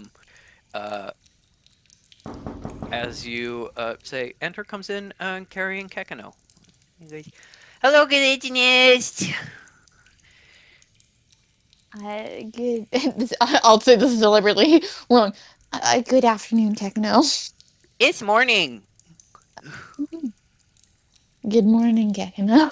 We just had breakfast, and Jamal just did my reading lessons and writing lessons, and says that my handwriting is coming along very well. Isn't that right, Jamal? Yeah, I mean, especially considering the flippers, we've seen a lot of improvement. It's downright readable now. You hear that, Colliginous? Downright readable. Cal has like this moment. I think she's got, she pulls off her veil because she's expected to. Otherwise, I think Kekno very politely goes, ahem, ahem. Uh, Jesus. He's the dad who stepped up. Um, and she takes off her veil and she's just like, "Oh, we have not had a single reading lesson since you have came here. I'm sorry, Kekno. It's Jamal, thank okay. you." You've been busy, and Jamal may not know a lot of like fun games or like it when I make a castle out of the books, but he does have good choice in books, and he bought some kids books, some sort of middle grade adventure books. There's one about a magic carpet ride that I thought was really fun, where they go to different like worlds, and we've been reading through that series. There's one where they're in a tree house that goes to different places, and that's really fun. So I don't mind. Jamal says that he's not really good with the French. That's true, Kagano. I'm still learning myself. eh, Colliginist has to teach you French. So those kind of lessons have been on hold, but otherwise it's been okay. I know you've been dealing with some stressful stuff with Elise, and I've been trying to help because I was playing with the kids when they were here, and I just I want to know if there's anything else I can do other than help you when you sleep. Cal's like, oh no, Kekano, you're doing a lot, and I would not expect anything more than you. And if this is something where you're trying to see if you need to do anything because you will have to be leaving soon, no, you don't I don't need anything else. No, I wasn't thinking about leaving soon. It's just Collision is um you're upset, and you've been having trouble sleeping, which is why me and also Jamal, I guess, were like giving you cuddles and making sure you go to bed at a good time and not stay up reading and working on stuff.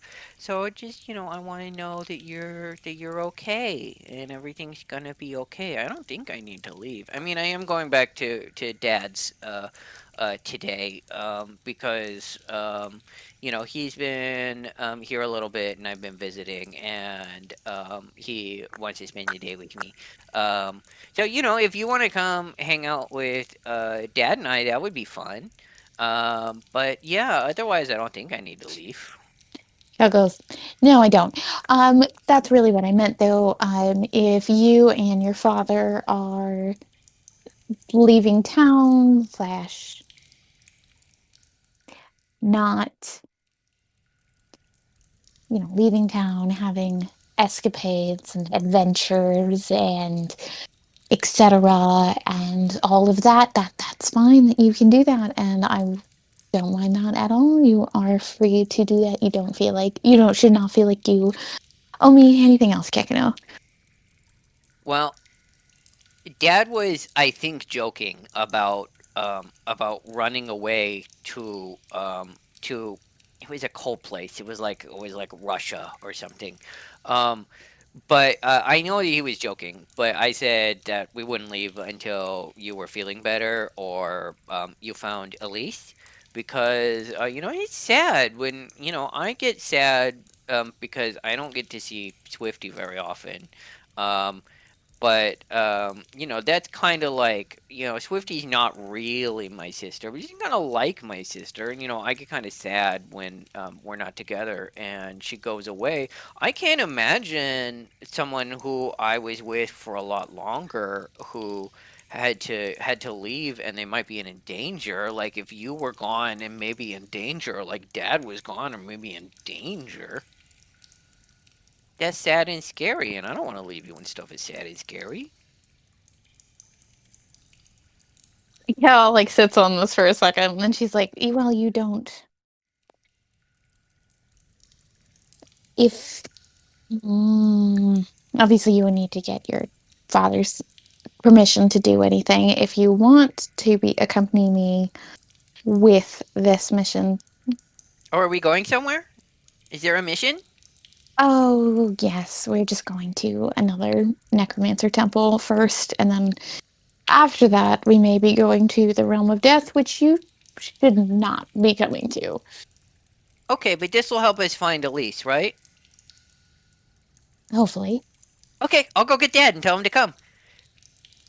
Tails just like this, like, oh no! Wow. It's okay, Legionist. No, don't worry. It's no problem at all. Dad's still got a lot of stuff packed. We'll just get everything together.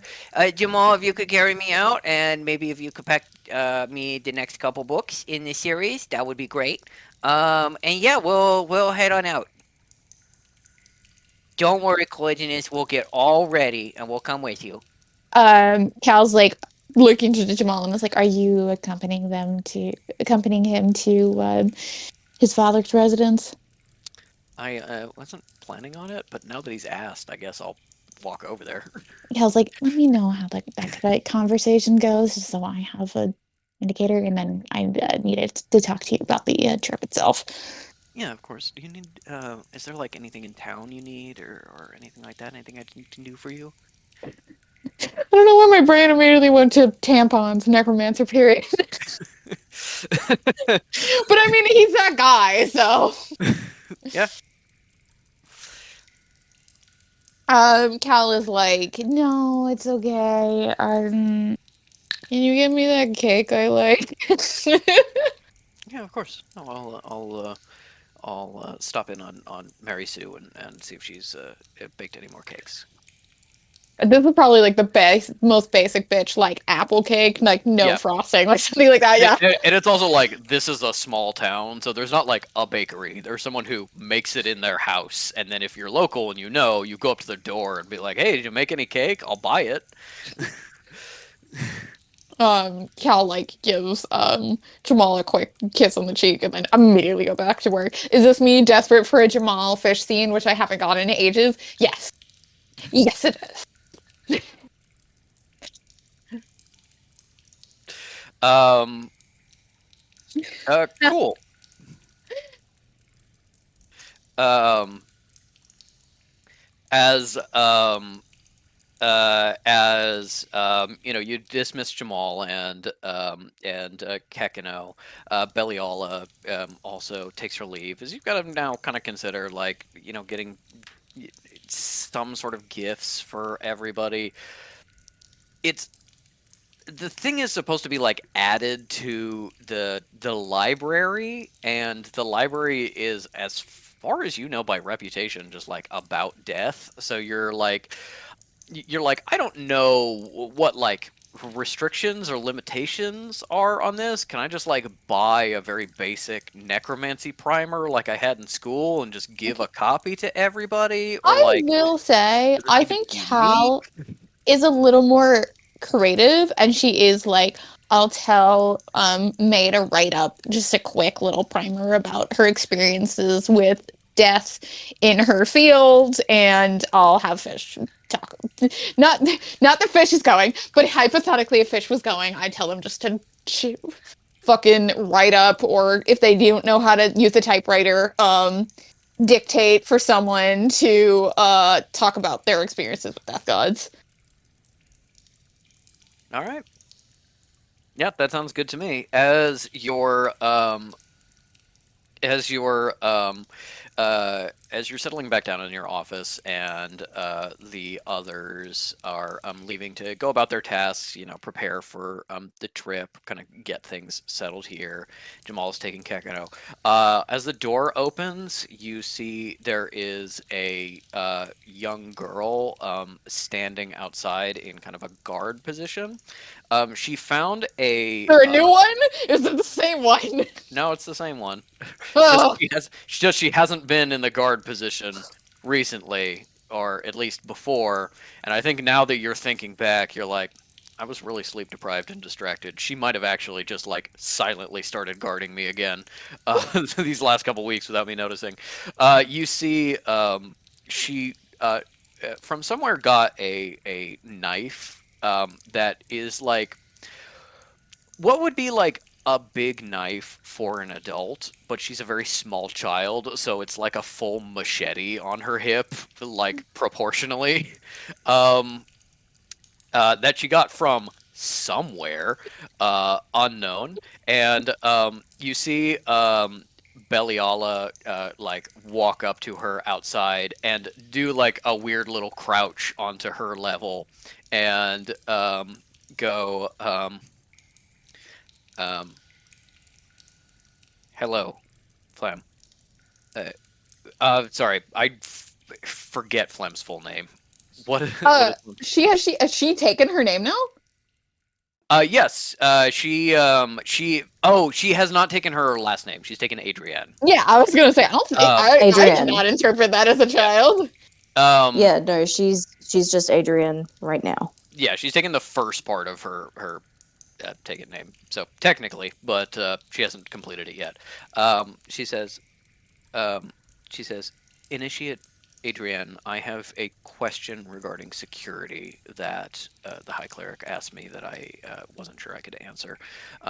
So we were thinking that there is a potential security issue with someone taking the High Cleric's place while she goes as herself out there. And the door kind of like closes behind you as Veliala is like, I was asked security questions. I need to refer to our security expert. Small child, you're our security expert. Just like, not like mockingly, not like anything. Was just like, I need to consult an expert in the field. 8-year-old. And Cal probably goes, that's another problem I'll have to deal with as the door kind of closes. Yes, as Cal starts getting her stuff together, starts preparing for the trip, maybe this is a point in which you call May and tell her about this stuff and kind of get her ready, let her know to do some death writing. We will cut over to Jamal shepherding Kekino outside into town. When your ex-wife can't even fucking brings her new boyfriend for the custody switch over, Jesus Christ. Yeah. As he walks out of the out of the mine, kind of pushes through some of the brush that's grown up around the entrance, and walks down into town.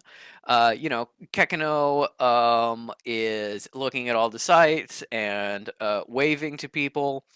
Something that Kekino has discovered that maybe has not fully occurred to Cal or Fish is that most of the people in this town seem to be able to see Kekino in his seal form and don't really mind it that much. Like, obviously thought it was weird at first, but now just Kekino is a neighbor. So while Jamal is like, yeah, this small dog I'm carrying through town, Kekino is just like, hello, Mauricio. Hi, Kekino. David! Hello, David! Hello, Kekino! as you go through town, before reaching kind of the other edge of town, where a Fish is renting a house. Politely greets the old woman you rent from, and before going around back and knocking on the door. How does Jamal find Fish? They're eating an unfrosted apple cake, and that was the one that got baked today by Mary Sue. And it's like, oh yeah, hey, how's it going? How's it going? I'm also chopping wood inexplicably. Yes, one-handed, so it's just like you're eating, you're chopping wood, which makes you look cool, but like you're not looking chopping wood. You just miss every once in a while. Yeah, not doing well. But yeah, definitely got the sleeves rolled up, show off the arms. The chopping wood wet. Because Zeke has taught me to aim for the body that I want, and I know that Tractate is a gangly motherfucker. Yeah, so... it's very true. You just want to put on a little bit of mass. Anyway, but it's honestly kind of ignoring Jamal. It's just like, oh hey buddy, how's it going? Hey Kekino. Hey Dad. Dad, we're going on an adventure. Oh wait, what? And a new one already? Didn't we just do one of those? What is it? Jamal comes over and sets Kekino down. Seems like mildly annoyed that you ignored him, but also kind of used to it to a certain extent. And is just like, well, it seems like Callan and a few others will be heading to an important temple in Iran to do some research that they believe will help them rescue Elise. I don't know if Right, that whole thing. Yeah. right. Yes, I don't know if anyone told you, but we or at least Caligulus did get a contact from Elise, so we have at least some idea of where she is. We're now pursuing that, and I offered to help, so we're going. Oh, did you, buddy? I mean, sure. Yep, Cal needs Yeah, our look, help. I've put I've put together some backup, in case we need to call on extra forces, that kind of thing. Uh yeah, I suppose if I'm That's needed, I doubt I was asked for. that's excellent backup. So just like some exes, people you no longer talk to, just begging them for some material help of some kind. I talk to my exes. We get along great. Yeah, okay, I believe that. Just like I not even mean, you hiding don't have sarcasm. any exes to talk to, so you wouldn't really know what it's like. That's true. My ex is dead. Yeah, I feel like an asshole now, don't you? Jamal. Yes, Gekno. That's a bad word. I'm sorry, Gekno. Yeah, Tractate, you really need to clean up that language around my boy. Like, what kind of things are you saying around him while he's visiting the temple? Well, mostly it seems like I'm, helping him learn to read and write, and we share books Oh, together. buddy, you know how to read and write. You need constant practice to improve. Hmm. Well, bud, you know how I'm just naturally good at things and I just pick them up? I'm pretty sure you're the same way. You don't actually have to practice. Really? That's excellent. Okay, Yeah. Jamal, I think you should pack those books for me, but I'm just gonna try and make a go of it myself. Okay, Kekino. That's not usually how learning things work, but that's fine. Listen to your dad. Say, are you coming back to the temple tonight to sleep with Cal and I? Yeah, I didn't think so. I thought I was gonna spend the night with Dad, but if you want me, yeah, it's always good to Oh, cuddle. thought you were asking me. No. Kicking bud, what do you want to do? Well, I was thinking that Caligulus does not have a very big bed, and you don't have a very big bed, and so we need to find kind of a bigger bed because Jamal, I love our cuddles. I think that's really great. But if Dad could also be there for cuddles, Kekino, I'm sorry, Fish can't be there for our nighttime cuddles. Okay. Oh, right. Yeah, it must be something to do with still being an acolyte. I guess you're a cleric now, huh? No, I am. I've not yet. Oh, breaking the rules. I Ceremony. guess that's allowed when, you're dating the fucking person in charge. Yes, of course. Well, that's all right. Don't get her killed. I guess Jamal, if you'll, I don't know. You've got your own room, right? You can just sleep there, and then Dad, you can cuddle with Caligulus, and you can both hold me tonight. No, bud. Sorry. Caligulus doesn't want that. Remember?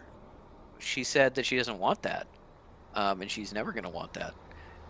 So. Yeah, and bud, you do have to respect what Caligulus said she doesn't want. We've had this discussion.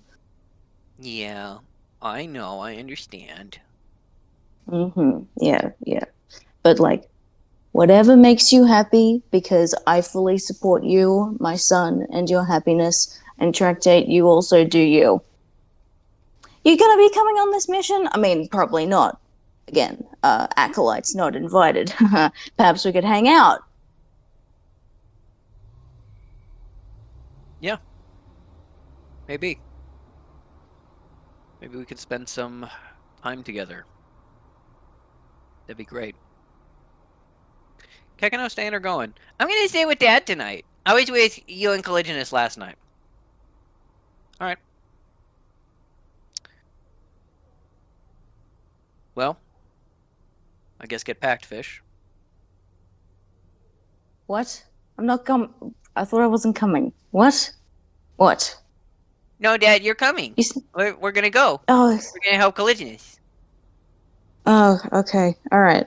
To where? Iran? That sounds nice. Big Yeah. holiday point at this point of the human history timeline. I learned Yeah. that last time. Yeah. I don't know where that is. But it sounds fun. Yeah. It'll be great. Yeah. Everyone will be interested in seeing a seal. That's true. Did they not have seals there? I don't think so. I am gonna be so popular. Okay, Dad. You are. Okay, Dad. So what adventures did you say you wanted to do today? Do you want me to help chop you a wood? I have trouble lifting the axe, but maybe you could help me. And Okay, you have trouble with the axe, but you can hold it really steady. And yeah, Tractate, you can fuck off now. yeah, Paul just kind of like takes the opportunity to just like kind of shake his head, and walk away. There's absolutely this undertone of like Fish only getting like one side of it. You know, Jamal, the only one who has been like interacting with Fish and gotten the word about Kala and Zeke.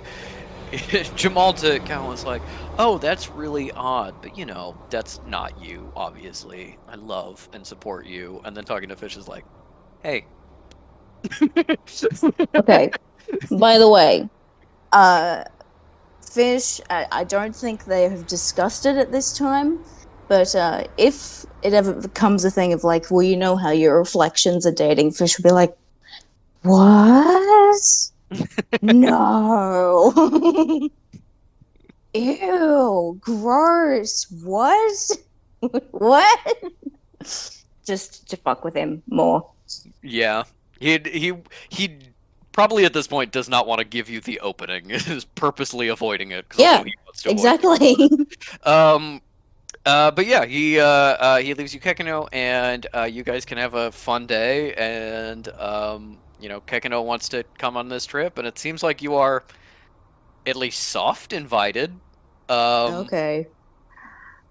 Well, Fish gives Kekano the cake to finish, and starts looking at their things, and goes, "All right, well, I'll just come along, and once I'm told to fuck off, which I will be, that's when I'll turn around. So, but like that'll happen, but I'll just be prepared.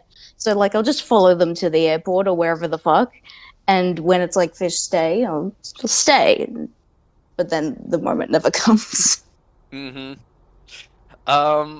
Yeah, I think you're also perhaps like doing daydreams about like this wouldn't happen, but obviously this would you know, help the Snapper character get some like first-hand experience. But it's not gonna happen because I'm not gonna actually be invited along. But you know, if I was, that would be funny. Just pretend to be Okay. an actor again. But I'm not gonna be along, so. Does Fish know at this point that Elise is in the realm of death? I think they don't know that specifically, but just that, you know, there's been contact, right? Jamal like purposely didn't reveal that to you because Yep. that's kind of like Cal's thing to share, and she did not explicitly give permission. I think Kekano might blab it to you as you're like hanging out that day because he has no such restrictions.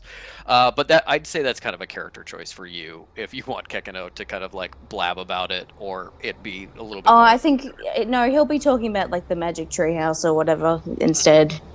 Yeah. Yeah. Fish gets packed. He'll be telling you about the new stuff in the Boxcar Children. Yes. As They pack their new crowbar as well. The new crowbar. the new crowbar. Then as time moves forward a little bit. Cal gets word that Fish is going to come and has confirmed things with May. May is getting ready, packing, and going. You wanted to decide whether Jamal is going or staying. What do you think? Cal would be like, well, I'm okay with him going, so she would just explicitly invite Jamal and be like, when they get the intel about like Fish is going, I guess. Then Cal's like, well, they can go until, you know, the same thing that Fish came to the conclusion. They can come until they piss me off, and then I'll Yeah. come back. I'll tell him Be to like, fuck off at the airport. yeah, having somebody with magic familiarity is not a bad thing. Yada yada. So Cal would be like, well, Beliala made the suggestion that maybe you should be in attendance as the best researcher I know, and I wanted to ask if you would like to go or if you'd like to stay. Well, Cal, I think if you think I would be helpful in helping you and helping rescue Elise, then of course I want to come with you. All right. Well, that settles that then. We'll get everything prepared for your absence. Okay. You spend the rest of the day preparing things for leaving.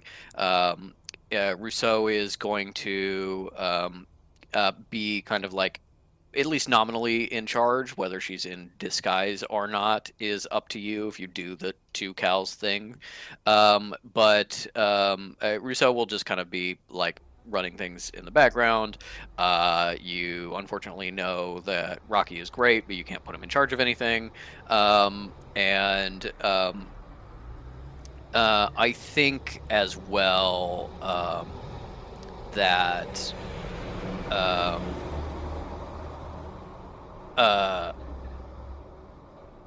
sorry, I just realized I got a text. I think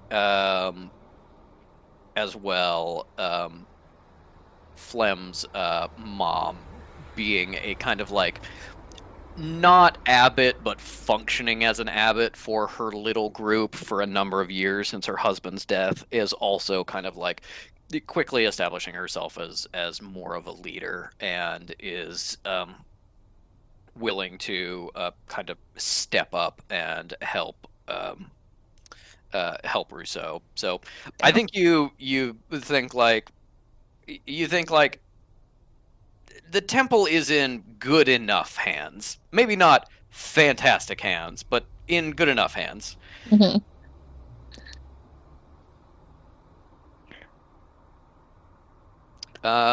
Yeah, and I think it is at that point that Sinner May goodbye scene.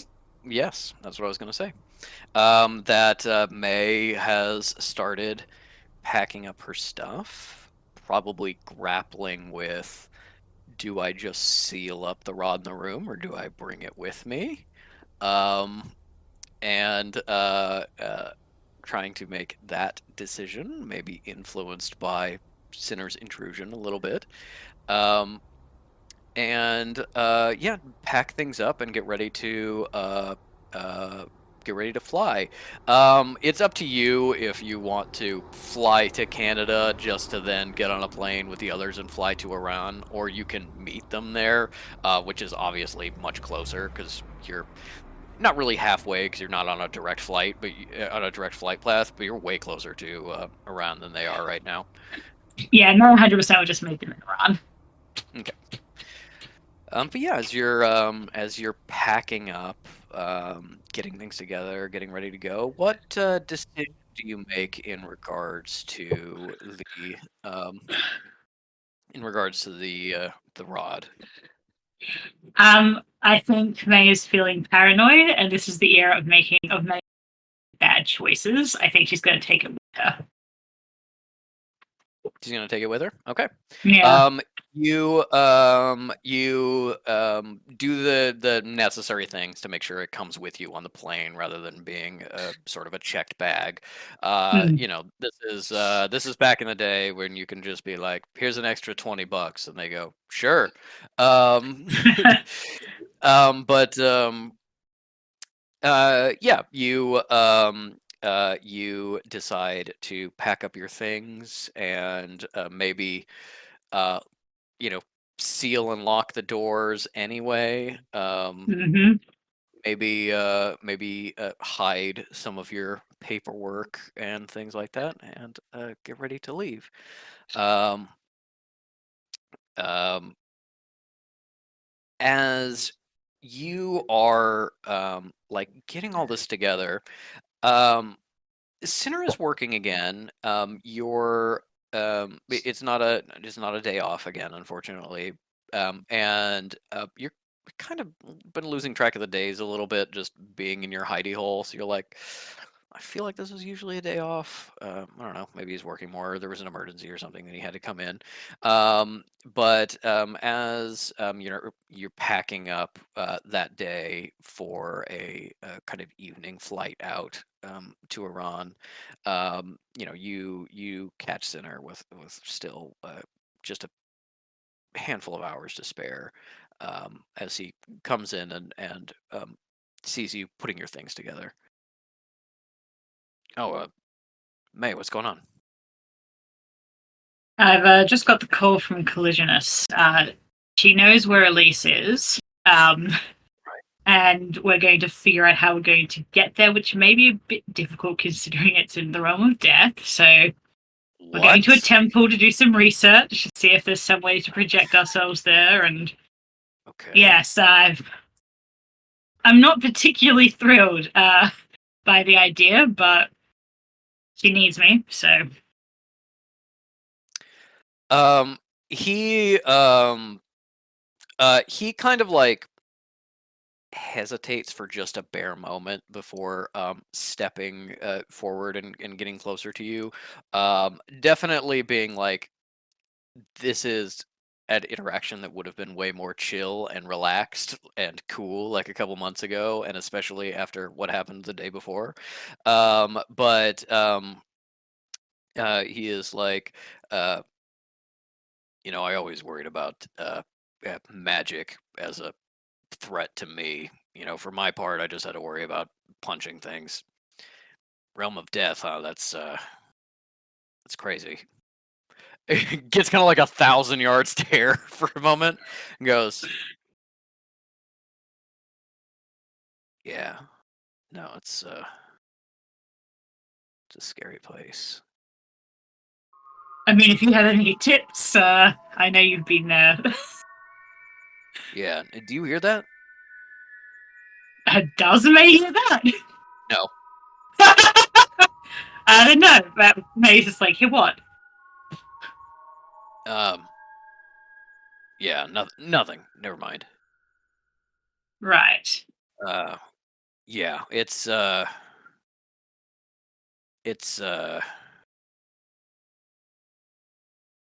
What were we saying? No, sorry. Realm of Death. Yeah, it's awful. Hopefully the research pans out. You got to do what you can to be safe. Where's this temple where you're going? May tells him. I don't know how it is that May says. And May would jokingly be like, so you can't recommend a place to eat? Nice hotel? Uh, In the realm of death, she means. yeah. He's like May's like, haha, and he's just like a little bit of sweat starts like going down his jaw, and he's like, no, can't do that. Um. Oh, Iran, yeah. Um. Heard that's a pretty good place as long as you're not with the oil company or questioning the regime. Safer than here, I think. So, hopefully you'll be fine. But I don't know. Necromancers give me the willies sometime. So Yes, I can't take say care. I blame you. I'll do my best to stay out of trouble, but if I don't, I'll let you know. you know, Yeah. because we're being honest with each other now. Yeah. No. Honesty is important. There is like the barest hesitation that probably hurts a little bit as he goes in for the hug and then slightly pauses before finishing it, and it gives you a squeeze and just very softly in your ear as he's kind of curled around you. Yeah, stay safe. May squeezes him tightly. She's got a bad feeling. And leans back and says, I was about to call you. I'm losing track of the days at the moment. I thought you might be around, but anyway, I hopefully this won't be more than a week. I'd kind of like to stay in the same spot for a while, you know? Yeah, no, yeah, it would be nice to be together without these interruptions, but your people need you. And yeah, I'm sorry, I got called in today as a little bit of a thing. Don't worry about it. Can May roll? May's gonna roll insight on that, if that's all right. That is a 16, and she'll boost that to a dirty 20. Okay.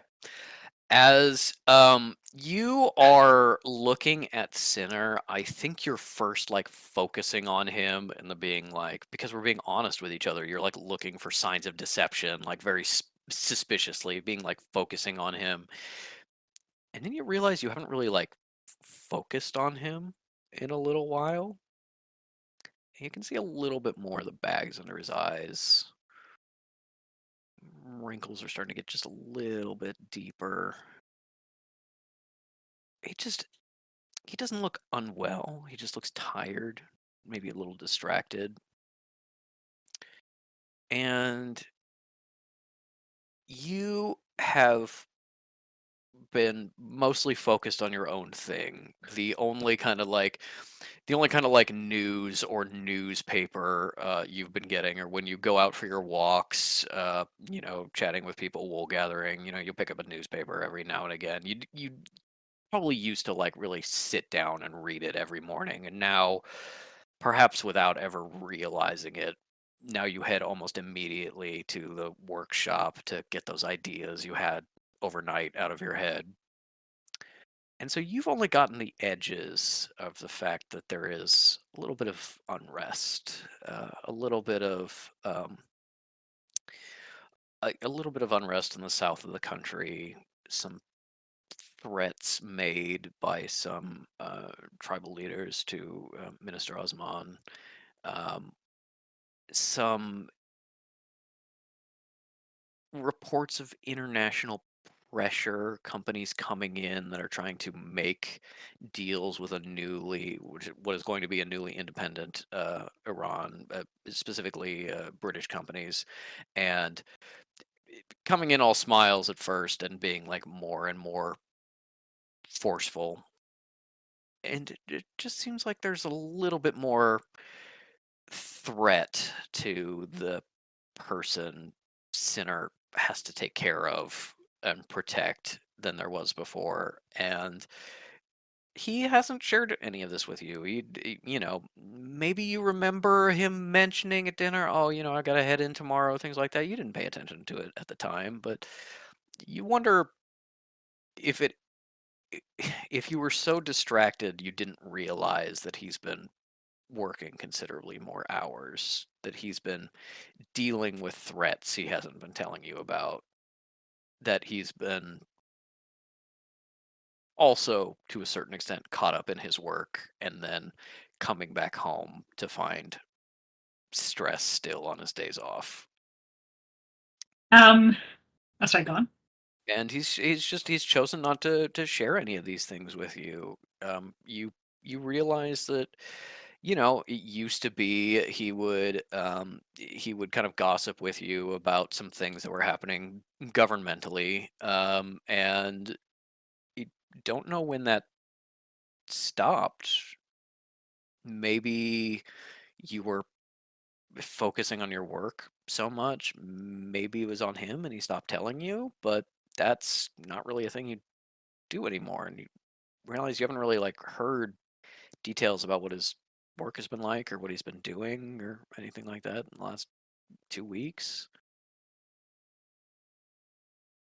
Um, May has like a moment where the paranoia softens, like assume having realized like, oh, we're drifting apart. Kind of comes back to herself a little bit and reaches out and cups his cheek and says, "When I get back, promise me we'll take a few days off and really spend time together." Yeah, no, that sounds great. Take a few days off. I miss With you. I miss you too. With that, with that insight check, when he says we'll take a few days off, you can tell that he's lying. That what a reasonable person would say is, I've got too much going on right now. I can't take a break. Maybe in May's lingering paranoia is like, I don't want to spend time with you. Yeah. But And May takes her hand back when he says as that. as you're cupping his face and just starting to let it go, you see as he kind of like starts to pull out of the hug for just a moment, his eyes flick to the rod that you have with your stuff of just being like, again, just being like, oh, she's taking it with her. But something you are hyper aware of and looking for as that Yeah. moment of connection ends. Yeah, she's perturbed. I just want to say real quick, this is making me realize the hilarity of a situation where May's like, he's like interested in the artifact and he's acting really suspicious, and Cal's like, he's a spy, he's gonna kill you. Oh my god! And The Jamal's like, entire relationship no, is fake. no. What are you two doing? And it's like, shut up, man. 100%. Yeah, and then May Silent packs. fail. May like packs up, locks up her study, and leaves, and it's just really like, what am I going to be coming back to? Mm-hmm. Yeah. And yeah, Sinner helps you Am get I your going to be coming back? Yeah. Sinner helps you get your luggage to the car that comes, and it just settles down in the house without you. Once again, reaching for something and not quite getting what you want. May's really sick of not getting what she wants. Mhm.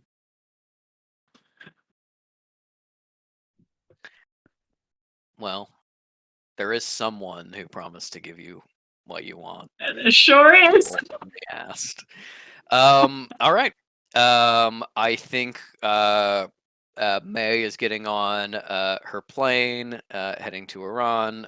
Simultaneously, Cal is, waking up, leaving in an early morning flight. Is there anything else Cal wants to take care of before heading out?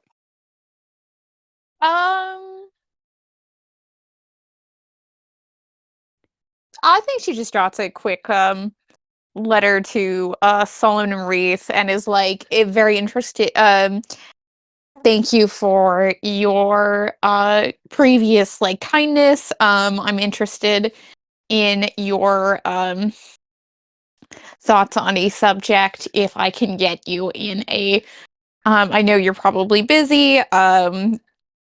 But if we could have a discussion at some point, I would appreciate your attention and experience. Blah blah blah. It was kind of a like, uh, look, if I have to show up at your house, I'll figure it out kind of Yeah. thing. We discussed very briefly last time that you didn't necessarily talk to Solomon, but you did reach out to his group of more like progressive temples for information about Elise, and they searched and didn't share that with you. So um, they didn't have anything. So you Mhm. didn't necessarily talk to him, but you have been like kind of sort of in contact Okay, with okay. I him did forget about that, so more thank you. recently. Um, but yeah, this is more like a personal message than kind of a professional message. Yeah, we'll keep that then. All right. As you wake up, as you kind of push yourself to consciousness slowly, feel next to you that Jamal isn't here. You don't really remember when you passed out. And you feel the weight of Kekino on your chest. As you start to wake up, Kekino isn't here. Kekino's with his dad last night. As you shoot open your eyes and you see a fluffy white cat That's what I sitting on your thought. chest.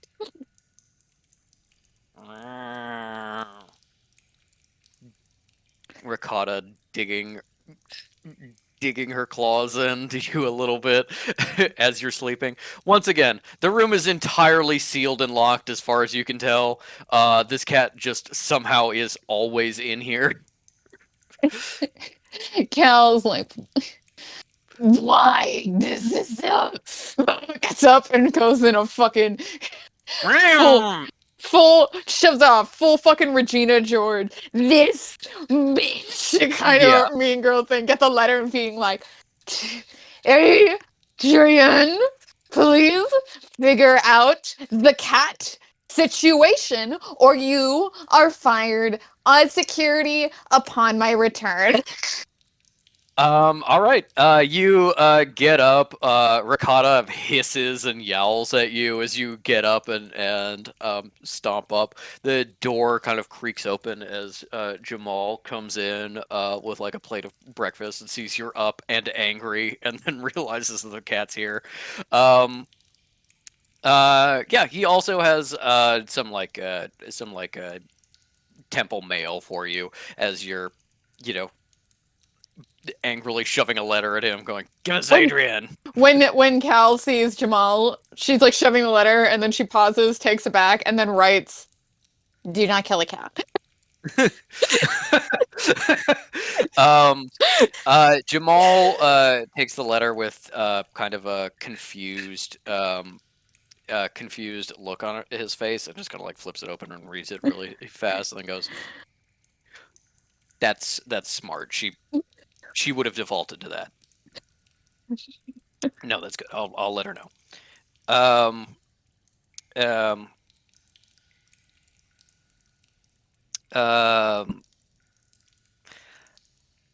I unfortunately feel the need to pause this scene for just a moment. Hun, you need to look at your phone, ordering dinner. My mom just called me, so I've got to pause for just a moment to type. I thought it's so funny because your Jamal voice and your actual speaking voice are so similar compared to most NPCs. So I thought Jamal was just like, I was like, spit it out, baby. What do you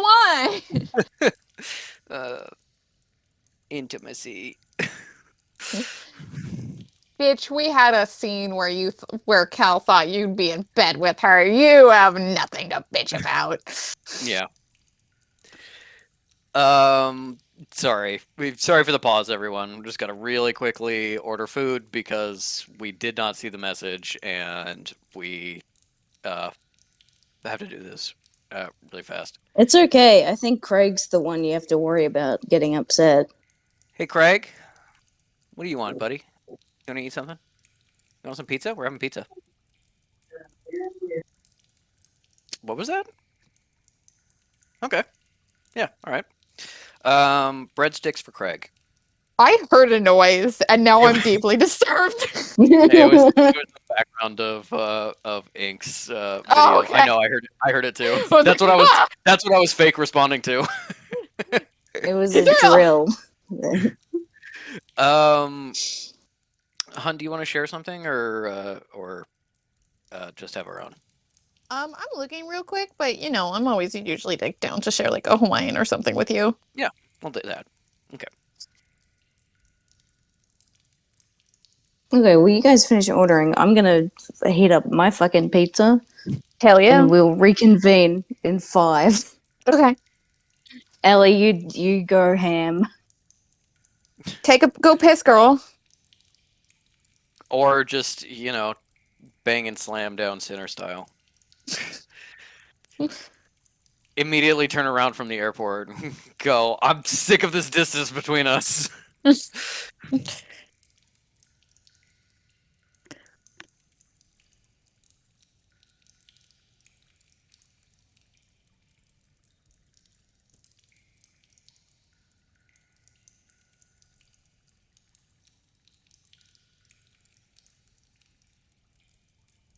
Hun, do you want your artichoke dip?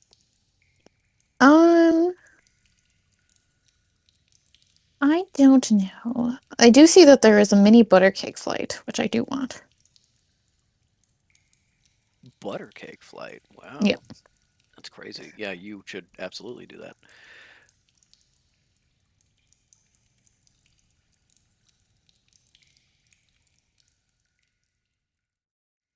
They have mac and cheeses now. That's interesting.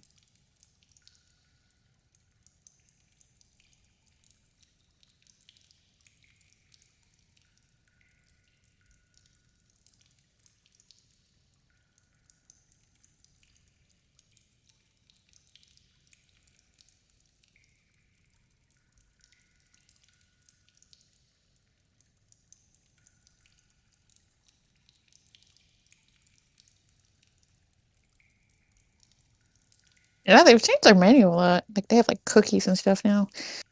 Interesting. Interessante.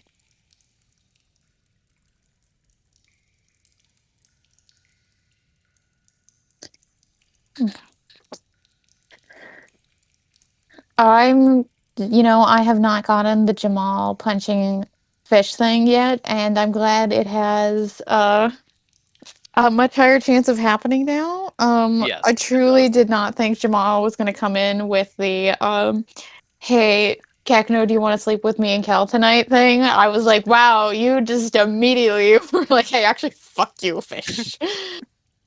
Jamal definitely has this thing of being like, I'm gonna be the bigger man. I'm just gonna be entirely polite to Fish. Fish like, hey, fucker, and Jamal goes, never mind. Sup, bitch? And then I was talking about how me and Ink were like, we're gonna be hello. We're gonna be taking a break from Calfish stuff that's arc. And I'm like, yeah, maybe that'll really happen with Cal being focused on Jamal. Or maybe it will really not. Or maybe there'll be Fish Jamal stuff this arc. Oh, That's how that would work. I would love that. Maybe we'll get Mary Sue Fish. Yeah. He wants the pizza so bad.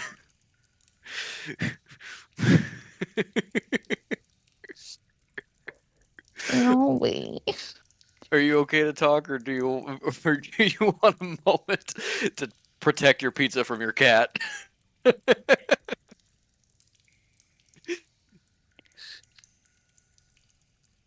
Help. Shinobi, Oh, don't. no, it's he's, Shinobi, pay attention to the he wants it. screen. Oh my god, that worked. Hi, Shinobi. Hi. Yeah. No, pay attention to us here. Shinobi. Teddy, not you too. Yeah, Teddy. Not you too. It's- You're not making it better. Yeah, Noodle's also here, but he doesn't care for pizza, so Oh no, don't reach out! Swarmed at all Sorry. sides. Continue and I'll just finish. We're just enjoying watching this, to be honest. The betrayal of the animals. He really looks like he's just gonna smack that plate out of your hands. He will reach. He has got no problem with doing it. No compunctions whatsoever. Our boys will just like put their little paws on the table to like reach out and sniff, and we go, pause. And they go, okay, and they take their paws back, but it never stops them from doing it again. Man, do they think it means pause or pause? Both. Mm. We've taught them a full course in English, including homophones. Mm. They're very intelligent boys. Yes, Ellie, I do think that it is a combination of Sinner and being like a little more secure in the relationship with Cal now that it's been a little while, as well as Jamal being like kind of sort of in charge of the temple a little bit, you know, an assistant administrator. He's That really feeling his oats as of late. yeah, that is, he's really like, no, I can't actually advocate for myself, at least a little bit.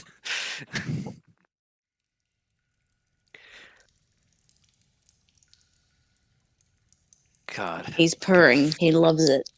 you can feel the tension. Oh my goodness.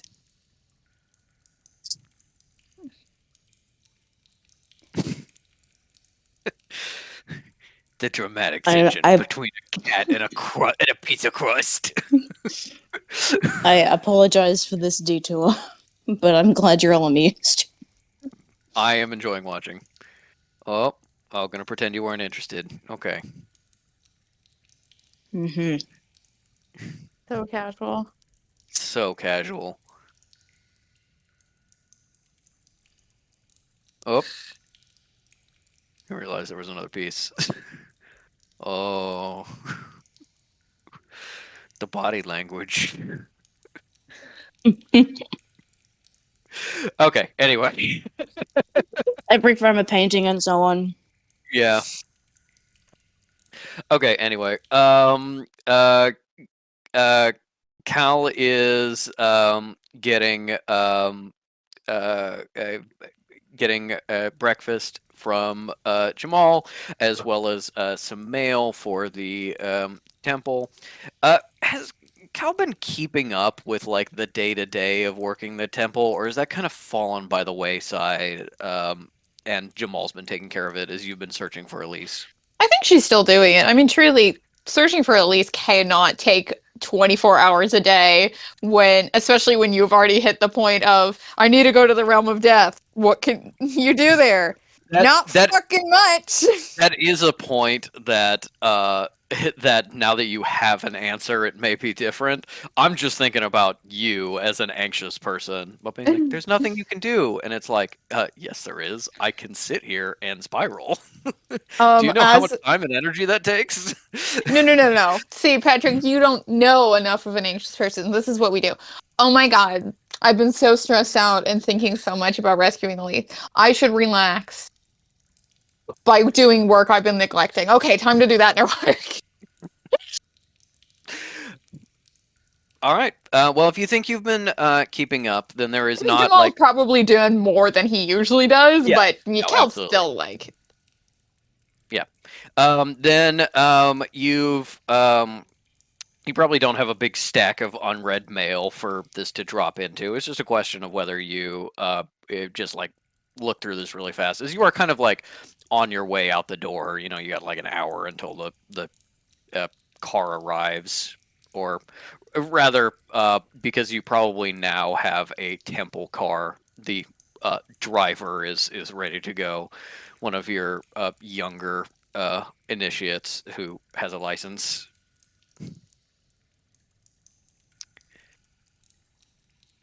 You know, you'll probably drive yourself, and the initiate will just sit awkwardly in the back seat and then drive it back. Yeah. I think he's innocent. I think Shinobi's innocent of all crimes. Yes. Yes. For now. For now. Kagano slides on in like, hey! Revealing that Fish has arrived on the property, but it is not like coming on in. But Yeah. Kagano is. Yeah, you probably hear Kekano's mental voice chatting with people in the stairwell. Not quite to you yet, but definitely here, ready for a fun trip. Yeah, do you look through the mail and do that right now, or just kind of like, it's last minute? Then you do see that in addition to some normal correspondence you've been maintaining with some other like independent temples in your area, people you're kind of trying to lure into not like an alliance, but kind of being all on the same page in regards to like resisting pagan and things like that. You have your sort of monthly letter from Tail. Um, you never respond. You never really forgave Tail for denouncing you publicly, although clearly she didn't mean it. It still stung.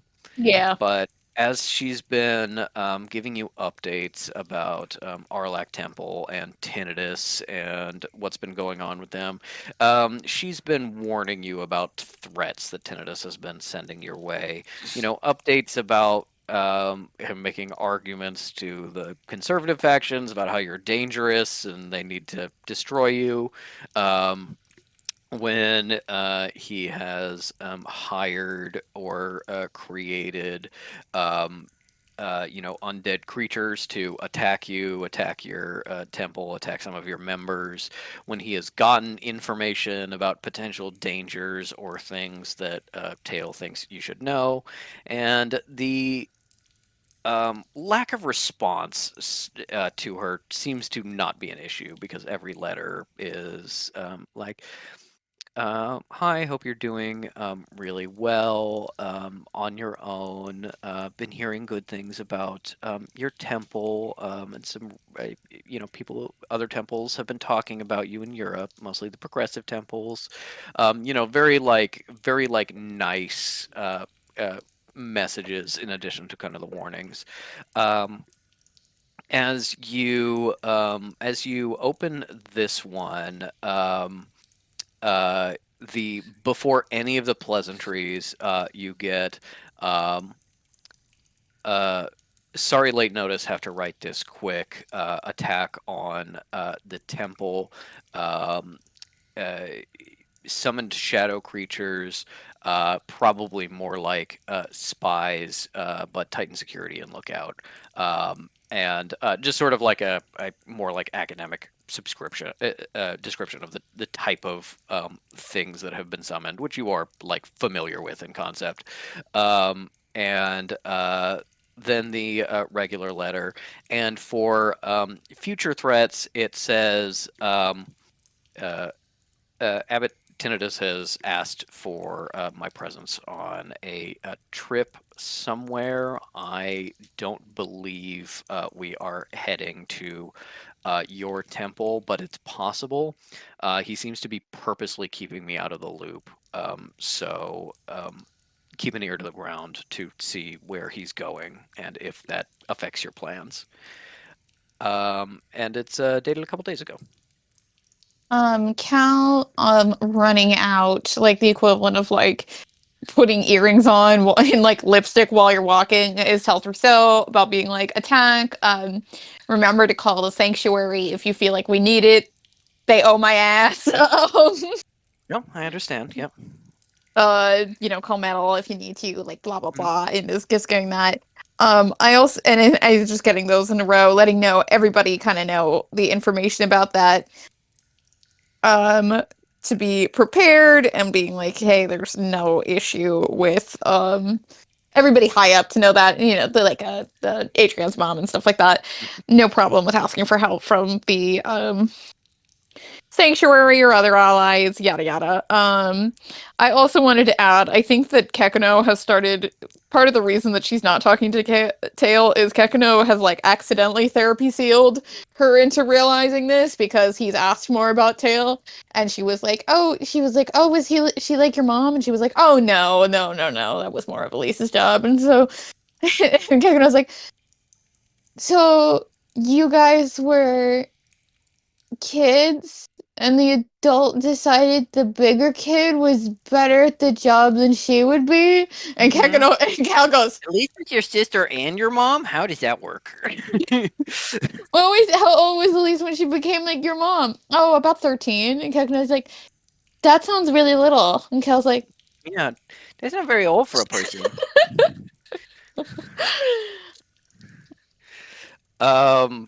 Yeah, no. things with Tail are still a little tense from your end of just being like being out in the world and being a little more aware of the mistakes made. Um, as you're rushing around getting everything set, everyone, getting ready for a potential attack that may be happening in the next couple days slash today maybe.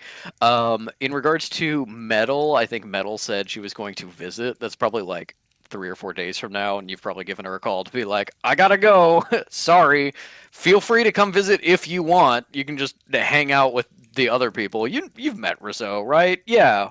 You know, you met her for like 5 seconds when we went to that party. Sure, come hang out. Yeah, cause like I can do dress advice over the phone. Just call me. Just know I might not answer while I'm in a run. Yes. They chose your wedding dress, but can we do the reception dress? We'll talk. Yes, absolutely. As you're getting all of these last minute things together, you bundle up with your luggage and Jamal and his stuff. Beliala comes out of her room in just like a very basic robes and is like bowed almost double under a backpack that like looks like blocky, and you realize she has brought a significant number of books.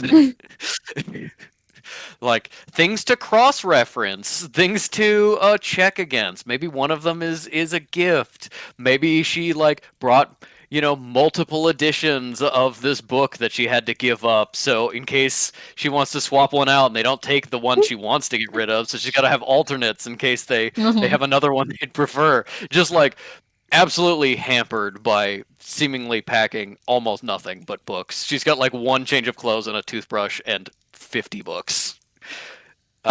Me coming out of Powell's. Yeah, Kel is appreciative that she has backup. She did assign Fish, but mostly Kekano, with please write a summer essay about everything you know about Death Gods. You can use our typewriter. Jamal can help you. Like, I know how to fucking type, but thank you. Well, to Kekano, something like that. Yeah. Fish would take it as that. Kel would be like, "Oh, do you?" Kekano's like, I don't know anything about Death Gods. Send. It's just like the enter key goes to the next line. Send. Send. Why isn't this working?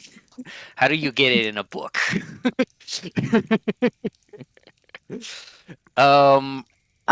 I want to say that when Fish sees Beliala, they're like, "Oh my god, it's Beliala, my favorite necromancer!" And like they know she's not much for physical contact, so they don't like literally pick her up. But it's like, yeah, just a circle. I'm so happy to see you.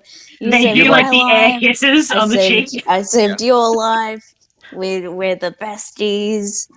Pat the backpack. This is gonna be great. Almost overbalances her. Yeah. Fish is like, I'm not gonna do it, but whenever you see somebody who's under like 5'5", don't you want to like pick them up and lift them off the floor and just go, "You're so small"? And I was like, Beliala get away with doing that to Beliala. Is just like, hello, Fish. Kekano has kept me informed about updates in your life, but I hope personally that you are well. Thank you. You too. It's gonna be so great to spend time together again. I'll bring the party girl out of you yet. No, thank you, but I do think the trip will be enjoyable. Yes. Yeah. See, as long as we're all having fun in our own ways. Cal is probably looking at this being like, oh my god, they actually are kind of friends. This is disgusting. This is the happiest I've seen Beliala to greet a person in a while. that was a perception check about being like, wait, she doesn't want to fuck Fish, does she? You can do an insight check if you want. Yeah. Because she was like, I really went hard on fish, don't fuck my necromancers. I didn't go hard on necromancers, don't fuck fish. You didn't think it was necessary, but now. No! Um, girl, where's your little book? I don't know, girl. Where's your little book? Well, I'll go look for it, but go pull up my kiln from my inside. I rolled a 10. Are you not ready for session? I thought I was. I thought I unpacked everything after the trip. I'm sorry. Usually your book is in the bookshelf right where you're sitting. Did you Yeah. look through all that? I did. Do you need me to come help you look? No, I'm okay for now. Okay. This is your first roll. Make it a good one. You said insight, so that's a +6. Okay, so 16. 16. Yeah. With a 16, nah. You think she's just happy to see. Good job. You think she just genuinely enjoys Fish's company. That is, you get the sense of being like, I like Fish. Fish is a lot. I also like Kekino. Sometimes Kekino's a lot. But it is enjoyable to sometimes have social time with people I haven't seen in a little while. Yes, don't and think- like when Yeah, Fish is the- like, "I'll bring the party girl out of you," like they're joking. They're Yeah. they're just gonna. And that is probably like a long running joke that Billy Ellis like, ha, Mhm. ha, ha, ha, don't. Yeah, and it's like, ha ha ha! I won't. It doesn't exist within you. I also feel like she and May have probably not really interacted at all because anytime May comes up, she's like, "Hello, I'm so happy to get to hear more about you and talk to you more." And Billy is What are like, you reading? "Bye." Yeah. Which, It's knowing also- May, it's going to piss her off that Billy and Fish are being like, "But I'm so good at people." Yeah. There is also probably a little bit of being like, Fish has been around, has been living in town for at least a little while, in addition to like them meeting before, while most of May's opportunities to interact with Beliala is like after a week of Cal being gone and she's coming off shift of being Cal. And so it's like, oh, hello, you must be Beliala. And she's like, I am. Goodbye. And just like disappears into her room for a couple days. Need that recharge time. My autistic queen. Yeah. Yep. Necro-autism. It's going around. It genuinely, this is world building wise, that thing about being like, in the Middle Ages there would be especially women that would join the church, and then people would just be like, and she spent her entire life categorizing every breed of dog that has ever been bred on Earth. And it's like, oh, honestly, I'm glad you had a good time, I'm glad you found a life that was Yeah. good. Yeah. Yes. Legitimately. Yeah. Without question. Yeah. Where's Jamal during this, by the way? Jamal is kind of like carrying bags and coming up the back, just very like focused on getting the trip going. The car is parked out front, with the person who's driving back just kind of sitting awkwardly in the back seat. But yeah, it doesn't seem to be like ignoring Fish, but not really paying attention to them. Yeah, them the same. They're mostly just being like, why aren't I driving? I should be the one driving. Send this kid back to studies. Send this kid back to death lessons. What are you teaching these kids anyway? Cal's like, they're not going to be driving us there. It's just they'll be there for the drive back. I was going to drive. You? But you're a woman. Unless you decide you're not anymore, of course. We are keeping it that open. Anyways, if you would like to volunteer to drive, Fully ignoring that. I would need a example of your driving ability, and I don't have time that, so it is either going to be me or Jamal. Well, I trust you much more. I think Cal made the decision about being like, well, one of us will drive and then the other one will study.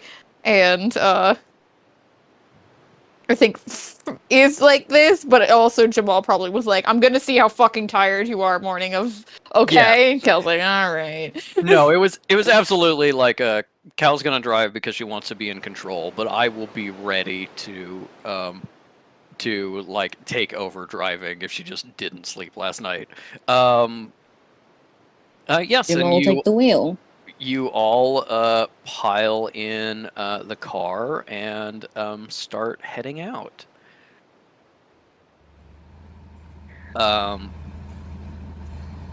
It's a little bit of a drive out of the mountains. The car is fairly crowded. There's definitely the little initiate that's driving back has been kicked out of the back row and is like in the trunk amongst the stuff. And is yeah, you get down. It's probably like honestly like an hour and a half, 2-hour drive before you can get to the very small airport that will take you to the bigger airport that will let you fly to Iran. So okay, it's been I Spy for at least a full hour. Mm-hmm. Kekino is trying to get everybody to play I Spy. Beliala keeps choosing really weird things that you don't think are technically visible, and therefore keeps winning. It's long gone like, after a minute. Yeah, Beliala's like bullshit. The dead possum in the the dead possum buried under the dirt over there. Like, or the absolute. The absolute. You can't see that. You just sense that, Beliala. That doesn't count. It doesn't count. Why not? Everybody can. She says, well, sight is a sense, so.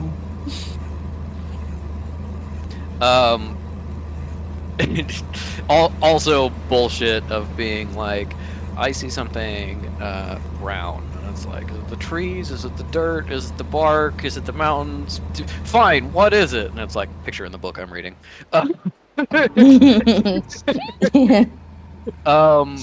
Yes, but it's a mostly like fine, but probably still a little awkward drive as you get to the airport, get on the tarmac, and fly out. And now I think, unless there's any scenes you want to have on the plane or anything like that, I think we skip ahead to meeting May in Iran. Works for me. I have a Fish and Jamal interaction that I'd like to have. No, what I mean is a Fish and Cal interaction about Jamal, but it can wait. I'm down for doing it now, or we can do it later. I just don't have anything particular for the plane. Girl's just being a crazy person. Okay, well, let's say that Jamal's like going to the bathroom in the plane, and Fish leans over and just goes, Nadine, you're a very private person. I know this about you, and I respect it very much. Otherwise, I wouldn't bring it up. But I just think, the other day, Tractate said to me something about your sleeping situation together. Like, it was like awfully personal. It was business that I had no business knowing about. I think maybe you should talk to him about that, because, like, again, I know that you value your privacy, and it just sounds like he might just be going around telling people things willy-nilly without considering your comfort, and I don't like that for you. I'm gonna roll insight on how much Fish is obviously fucking with her. No moral deception. Yeah, go for it. It's not because they're telling the truth. Yeah, but the still intention think is not to help her; it's to fuck with her. I think you're still selectively editing, so it is deception. Yeah. Can we say persuasion? Sure. Thank you. That's 19. That's what would that be? 24. Aw. Cal Vale just looks at Fish And she's like, goes, yeah, well, I know Jamal, and he wouldn't fucking be doing it the way that you're saying. So yeah.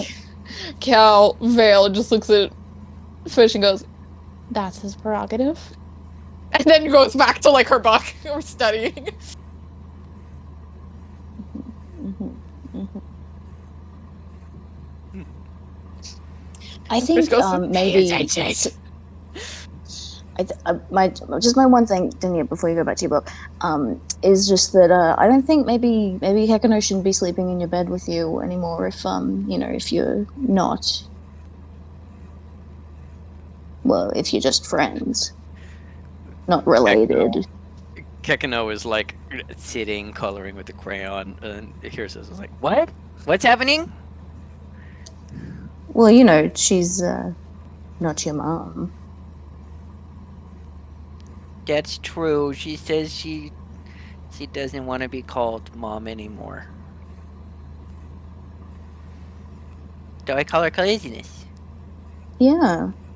Anyway, so I guess maybe that was kind of like your last week doing sleepovers, huh? I guess you'll just be back with me all the time now. What? Why? Why is that? I don't know, Dania. Why don't you tell him? Cal is like reading her book and is like, "It's your father's decision ultimately where you go at night, and I will not intervene with that if he makes that decision. But Kekino, of course, you can make that decision ultimately, and argue in favor of whatever you want. But if that is what your father is saying to you, then that is a decision between father and son that I have no part of." Dad, I want to cuddle with other people that aren't you sometimes, and that doesn't mean that I don't love you because you're my dad and it's great. But sometimes I want to cuddle with Caligulus or with May or with Swifty. Fish says that they have lost this interaction and is going to drop it and never return to it again. Yes, a not very graceful retreat. Yeah. Kekino's like trying to talk to you in the seat and like bring it up. It's like, what is your not being wanting to be mom having to do with cuddles? Do you need a I type don't know, to but cuddle someone? I don't know. Listen, Kakano, you know me, I get silly sometimes in my little words that I say. Oh, you're right, but you haven't had any drink that makes you silly. Not that you know of. No, I was here when the carts came around. Mm? Oh my goodness. Mm? The cranberry juice? Yeah. When you got me the cranberry juice. Oh my goodness, Dash. You're so good at that. I am, yeah. Look over there, by the way. Switches What? drinks.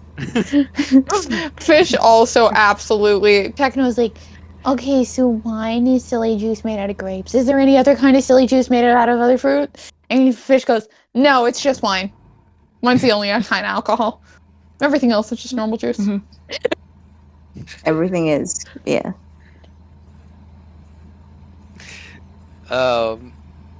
Okay, that's me done with bits. Thank you for being patient. I think that's a good one. Yeah, the rest of the flight goes decently well.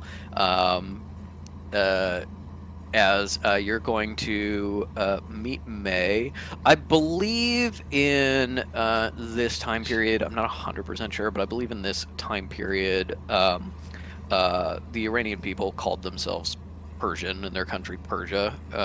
So that's probably how May would refer to the country and the people, but everybody else would probably know it as Iran.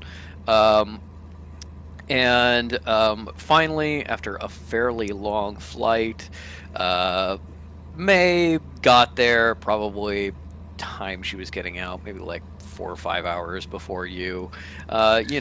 Maybe maybe chilling in the airport. Getting it, getting a meal, a drink, you know, pre security days, so you can just hang out in an airport for long periods of time.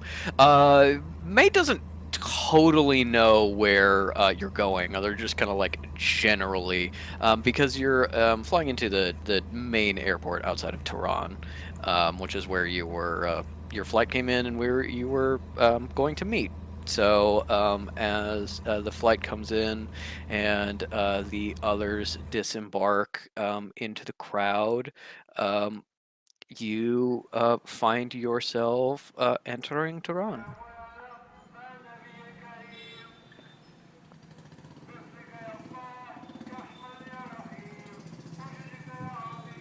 As I also imagine what happens is May, Cal, Belial, and Fish are there, and May goes, because she hasn't seen him in a while. yeah. May is like, thank God, the person that I actually really want to speak to about my personal life at the moment. Jamal! Come in, bud. Bring it in. Hey, it's so good to see you. Big hug in the airport. Um, Beliala just sees you and gives like a little quick nod, and like Which doesn't May approach returns. or anything. And yeah, you're all together again.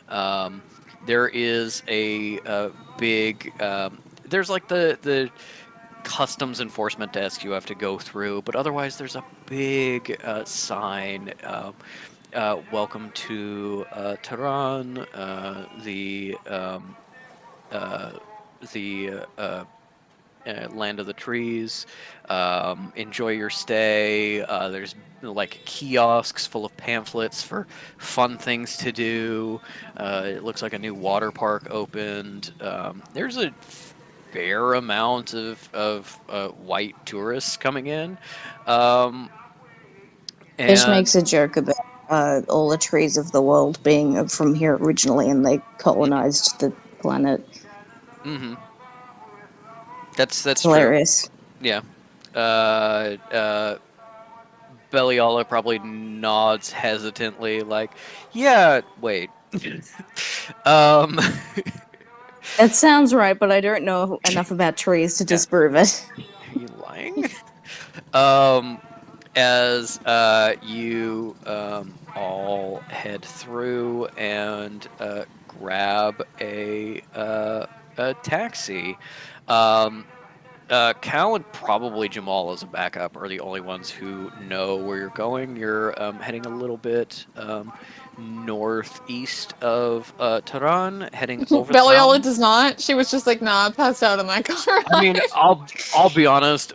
I think Beliala is like you and doesn't drive, and therefore sense of direction is bad. So it's like we got in the airport, we got in a car, we went generally towards the mountains, and then we were at the place. I know I'm what it glad to looks know who like. I'm represented by in the game. I know what it looks like. I can't get you there. Um, but yes, you grab a taxi as you look out on this big, like, seemingly brand new promenade. Lots of people walking around. There seems to be a decently high kind of like police presence. There's a lot of, especially young men, kind of on corners or gathering in shops, talking quietly to each other, and then dispersing once a cop looks at them too hard. You don't see a lot of like full coverings. The burqa is illegal at this point, but a lot of the women have their hair covered, and you see. So you said the burqa is illegal at this point. I was having Cal wear it on the plane. Would she be in any difficulty getting off the plane?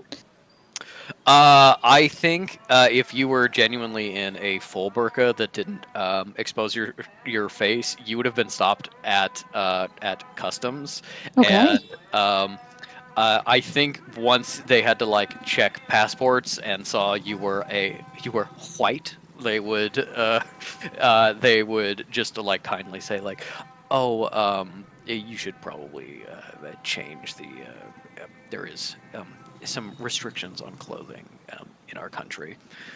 Um, yes, this was during a fairly aggressive kind of anti-Islamic regime, where Iran didn't want to be seen as backwards, so they got rid of some signs of Islam. Like a very like forced westernization. So you do see like a decent number of seemingly white tourists, and not a lot of like skimpy clothes, not very covering clothes. You see women walking around unaccompanied, wearing shorts with their hair covered, moving in groups, chatting. There is advertisements for plays and puppet performances and theater shows and things like that. It's and you also see people in religious garb and imams walking down the street, deep in discussion with each other, and it just really feels like a kind of a place in transition. A little bit of maybe lingering tension here, but none of it focused on you. And as you hail a taxi, big gregarious. I will say, with this, Cal had to make a hasty bathroom thing to, Yeah. once again, become a very more improvised Claire Dennis. Mm-hmm. Yes. The burqa becomes like a weird, like, gathered dress. She's doing like the Project Runway improvised materials thing. Yes, as you hustled out and flag down a taxi, a big gregarious man greets you. Ah, salam. Where can I take you this fine day? Gorgan, that's very far over the mountains. It's your money. And heads out. A little bit of a drive, and as you crest the mountains and head over, the land changes severely as you leave the city behind, head over the distant hills. As you leave the bustle of Tehran behind, the windswept rocks, groves of olive trees, up and over, suddenly as the highway heads through the pass and the mountains, you see it in front of you, the Caspian Sea stretching out, the air cooler and wetter, trees running farther into the distance. And I think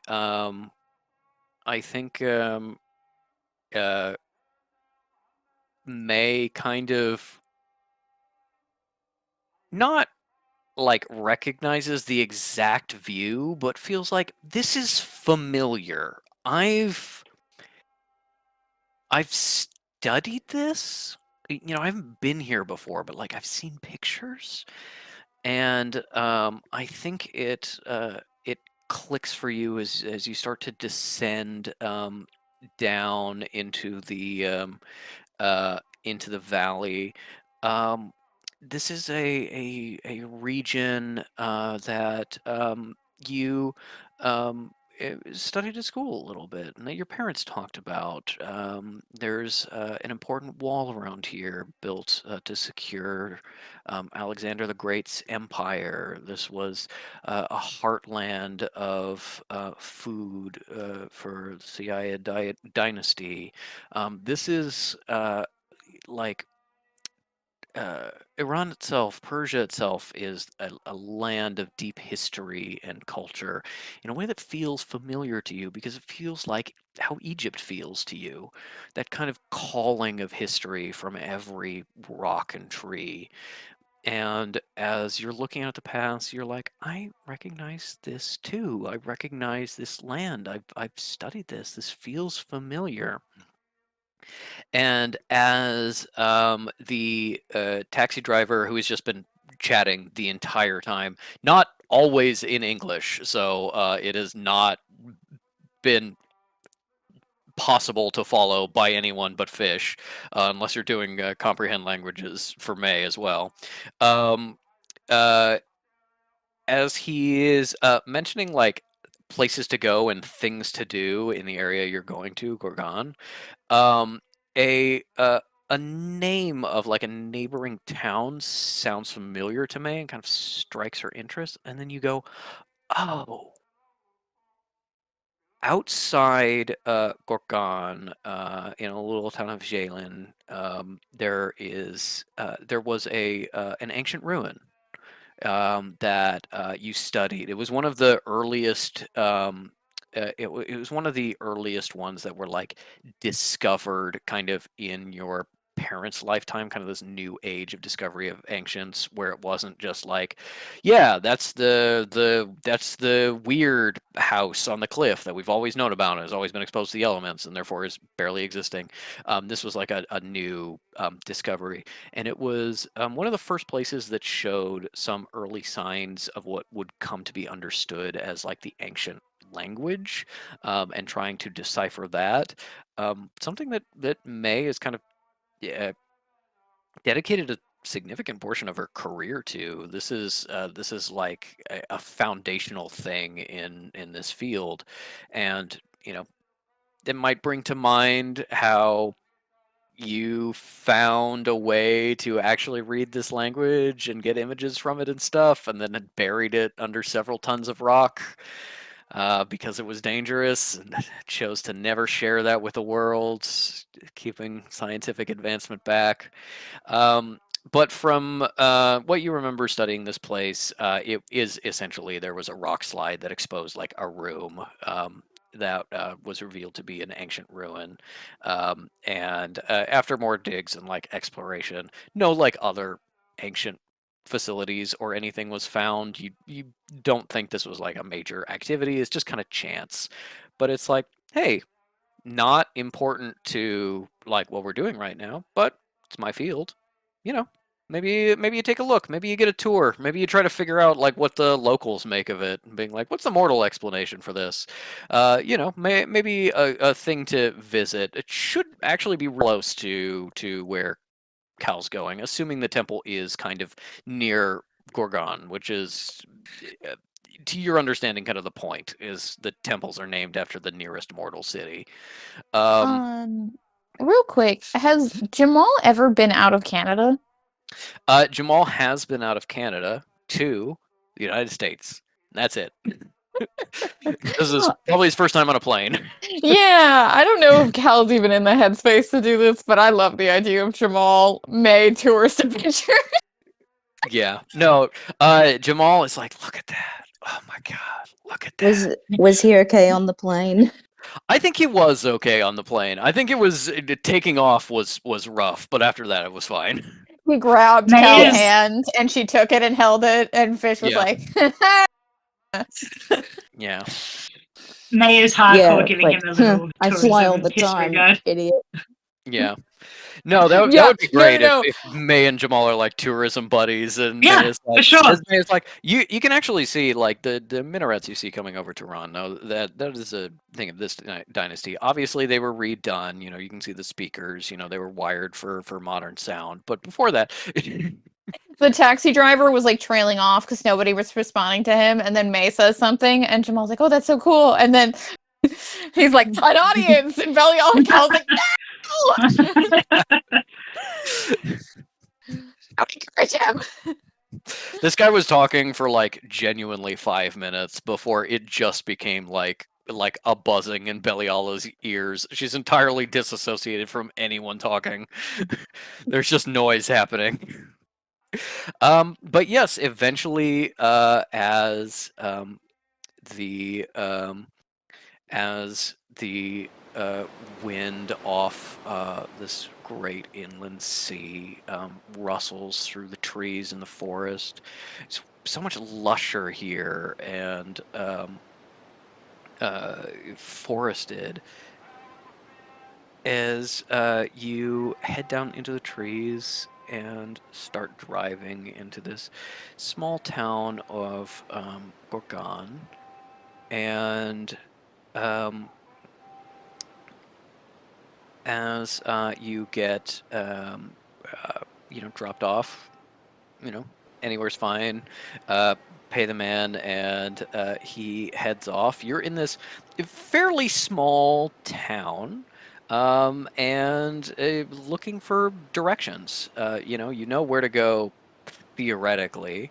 Beliella is like, that looks familiar. No, that way. No, that High Cleric, that general area. It just kind of like gestures to like into the mountains and the trees. And yeah, you gotta ask for directions. I would like for not to stifle asking for directions because we totally should, but I'd like for Fish to be like, oh, yeah, Beliala, just give me a hand for a second there, and like, I don't know, try some connection magic to be like, see what she has seen, but understand the right way to go, maybe? Okay. Give me, I will say, an Arcana check with disadvantage. You've never connected with her before. She has no idea what you're doing. You're trying to get specific information.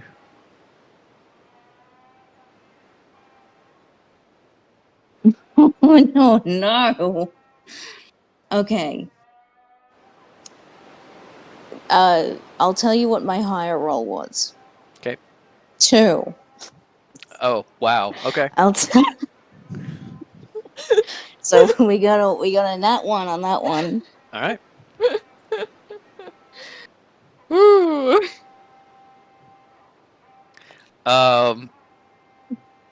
As you reach out to connect with Beliala, you're struggling a little bit. She doesn't really seem to be giving you anything. You've never connected to her before, and baby boy. Sorry. And Who is this? Which one? You want to guess? Pepper. It's Pepper! Okay. Did you guys hear him going? I No. did. Again? Oh, good. Oh, I didn't.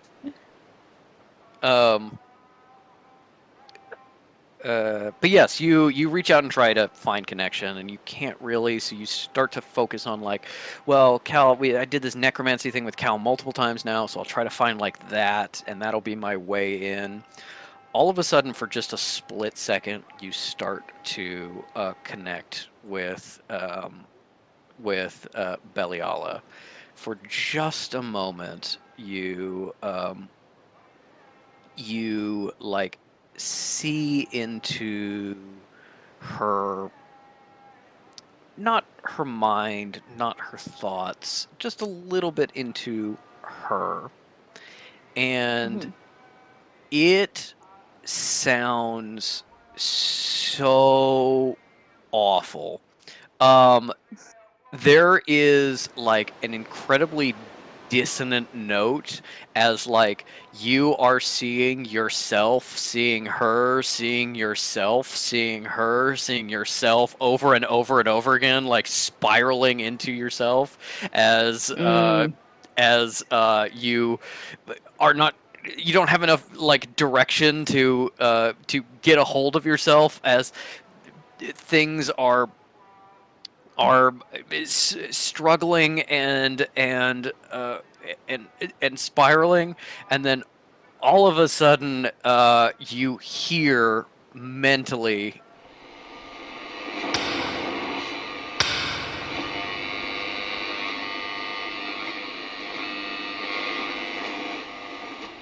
Fish, why are you in my thoughts? Why are you thinking of me? And then the connection breaks as she like pushes you out. Okay, and they just go, all right, well, we're on a similar wavelength, but your autism and my ADHD just aren't compatible, and we have to accept that. What is that? Oh, you'll know. Okay. I don't know what it is yet. I just know that it is. Something spoke through me just now. Sometimes I get glimpses of the future and I don't know what they mean. Yeah. There's going to be a thing called the internet, but I don't know what it does. Hmm. I've seen all these movies. Something to do with dancing. I've seen all these movies. Yes. Anybody want to make a investigation check? Try to talk to people. You do have the problem of people here speak Farsi. Which none of you speak. So it will be a struggle to make yourself understood, but you might be able to. Does no one speak Arabic at all? Farsi has a lot of loan words from Arabic and is similar in a lot of ways. There will be some people who can speak Arabic, but mostly you're gonna get by on the kind of mutual intelligibility in a way of being It's better than English. yeah, you're gonna be fluent like in Arabic, you're so gonna be like this, and this, and they're gonna be like, okay, that first thing made sense, didn't get the rest of it. You'll struggle to communicate. You will be able to get your point across in Arabic. There's enough yeah, okay, cool. over in loan words. Yeah. Okay, Mel will do that if needed, but she's kind of very much deferring to Cal. This is Cal's mission. She doesn't really know anything about this temple, beyond base level stuff. Cal would be like, if May's like, do you want me to talk to people? She'd be like, oh yes, go ahead. Cal's like, not that, and is even less like that when she's been kind of regressing to her previous self. So she, is not distracted by her very cute cat. She is probably reaching out magically, looking for, reaching out with her death sense, just kind of being able to tell if there's any information, stuff like that. Okay. And they're suggesting it just being have Beliala accompany probably Fish and just ask people if there's anybody who looks like her, in these kind of outfits and stuff like that. Okay. Give me an investigation check, and then I will say either Beliala or Fish. Make we both roll and do what's at advantage because we are both searching together? I think you are kind of working in opposite directions to a certain extent, because Fish is like, let's talk to people. Let's try to get some info. Belial is like, let's not talk to people. Let's look for necromancers. Yes. But I roll investigation or... Oh, sorry. A true necromancer wouldn't be talking to strangers anyway, so go. Yeah. Do I roll investigation or ink? You also roll investigation. Yeah. It's two investigations. Okay. All right. Okay. I'm glad I added to investigation. I got a 15. Okay. 24. Nice. With a nat 20. Nice. It's been nat 20, nat 1, also 2, nat 20. Truly, I cannot imagine what a set of dice in tune to Fish would do besides roll consistently nat 20s in life. Yeah. It's their die. And I believe, on a d20 that 20 and 1 are on opposite sides. So it's not like it's unbalanced or anything. I missed the number 15. As you and Beliala go off, you you start speaking to people just like, "Hey, how's it going?" Kind of like hoping somebody will speak English.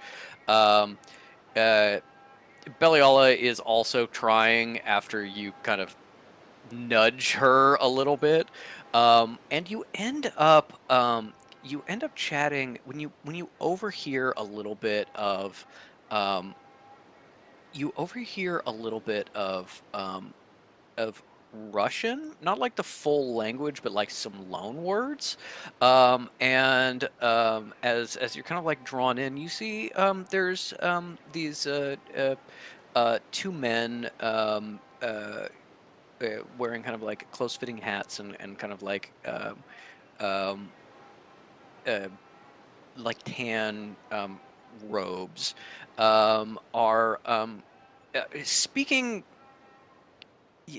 You understand what they're saying, but they're speaking a language that is not Russian, but has a bunch of Russian words in it, and you're not quite clear on what's happening.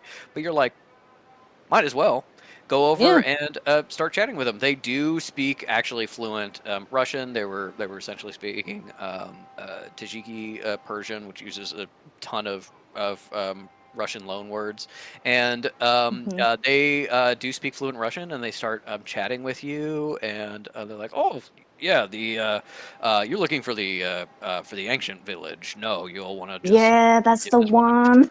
You'll want to just get in a car and you'll head up the road in the cleft between the two mountains there, up into the forest. It kind of opens up a little bit, and then there's the ancient town, and then you're looking for the library. No, of course the library is there. We're actually headed that way if you want to.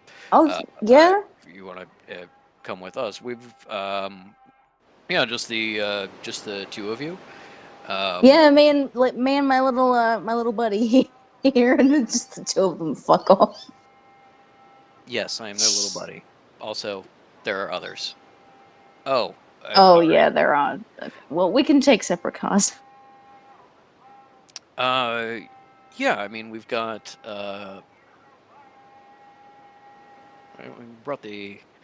the van, so we got 7 seats available. Is there more than 7 of you?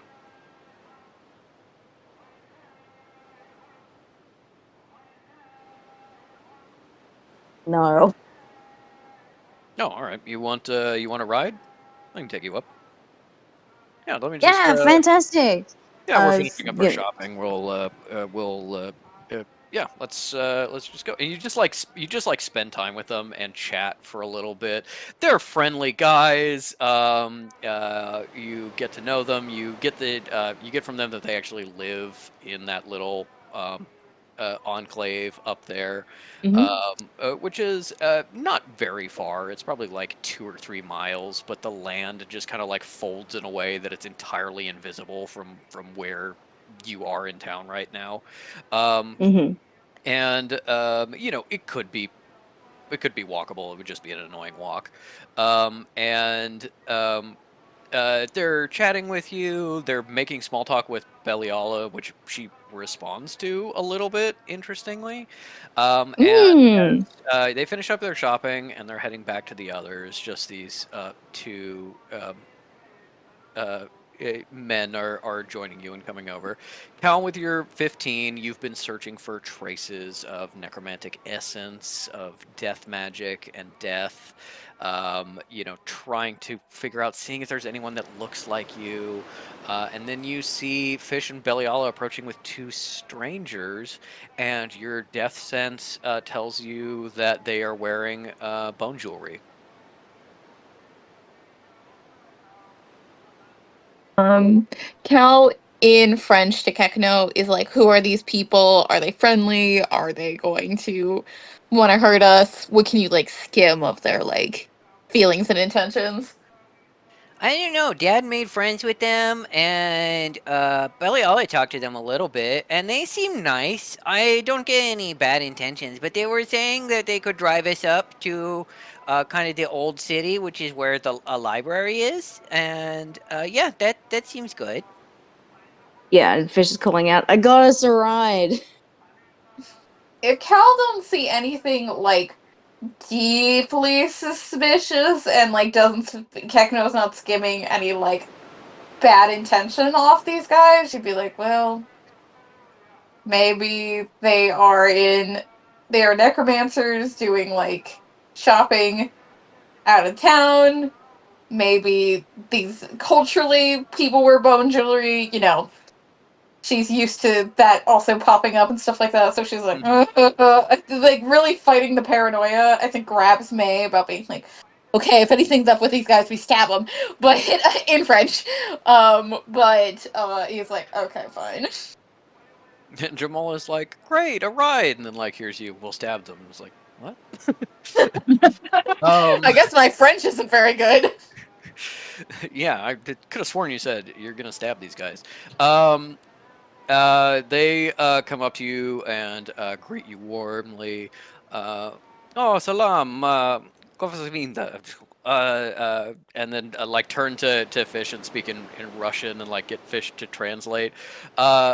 You all end up heading over to their car, this van, and come to find out, these are necromancers that live in the temple and are just heading back home. And when you know, Fish is like, "What? These are necromancers?" Belial's like, "Yeah, is that not why we went and talked to them?"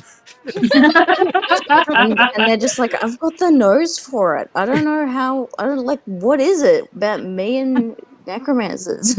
Yeah, but like definitely compared to Beliala and Cal, you know, who are a little bit in disguise, but they're still dressed so much more normie than you would expect. You were looking for people in like the big dark robes and creeping around town. There's just guys in the market, just like, hey, how's it going? Yeah. just hanging out. As you're hop in their van, driving up, Cal probably keeping a shadow spear like hidden in her hand to stab these guys at a moment's notice. You end up leaving the city behind, rolling up, heading up into the forest a little bit as you leave the city behind you, and trees close over you, rock surrounds you, the rock walls closing in this narrow gully, and then suddenly it opens out. You see a town where I think May is probably most struck by this. Tehran and Gorgon had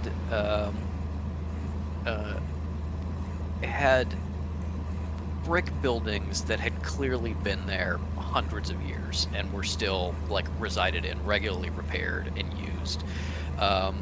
That's part of where the deep history comes from. Of some people live in ancient buildings still, a place that has been constantly lived in for centuries, and you know, the old mixed with the new. As the trees kind of clear and you see this little town, which is just called the Ancient Town, it is clear this is not a mix of the old and the new here. This is the old. This is the actually pretty old. You're looking and you're seeing like, oh yeah, some of the buildings are like old brick, a couple hundred years old, and then others are like yes, this probably had to be repaired a couple times. There may be some buildings here that are like 1,000, 2,000 years old. This is a very old place. There is not a modern building to be seen. As these necromancers chat with you as they drive up and reveal this place. Seems to be kind of bustling a little bit. There's a lot of people here. The men wave to people that wave at them as they come into town. And as Cal and Beliala stretch out their death sense, a lot of them seems to be necromancers. Not all of them, not by any means. It seems to be more of a sort of integrated community. And and as as you're chatting, heading up, one of the men says to Fish in Russian, I assume you've never been to the library before. Are you familiar with the entrance requirements? No, but tell me more. I love to pass a test. Well, yes, I don't do the proctoring, you know, I just work in, mostly in elections, but... Political man.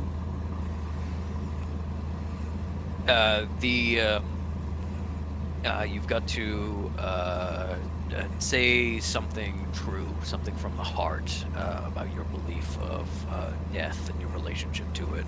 It doesn't have to be any kind of specific doctrine or anything like that. Nothing from the Necromancer's Creed or any of the old saints' writings. Just a very, just honesty is what's required. You know, whether you fear it, whether you think it needs to be studied or destroyed or worshipped or what have you. Just something that's true about your beliefs.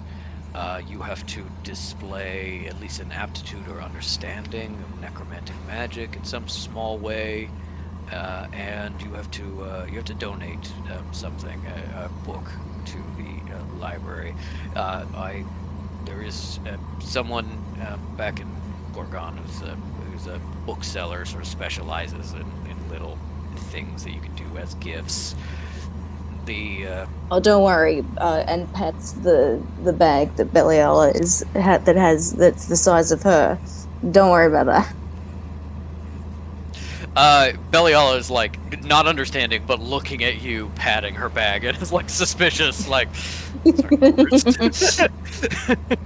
better step off, Fish. But yeah, it seems like the sense you get, and you know, it's up to you whether you're sharing this with the others, but the sense you get is like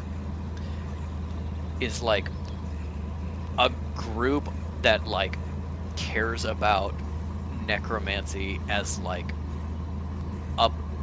a belief system rather than a religion, of being like, we want to be a place where like necromancers from all over the world, even people that aren't actually necromancers, can come and study and join and work with us.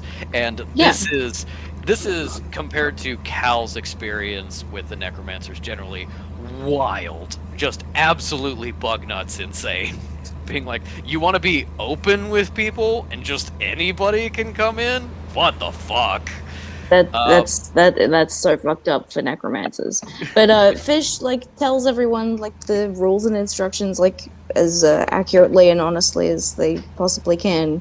Although they, you know, considered giving Jamal the wrong information, so we can't go in the special library. But no, that everyone gets to know how to do it. Yep. And now that information is passed along, the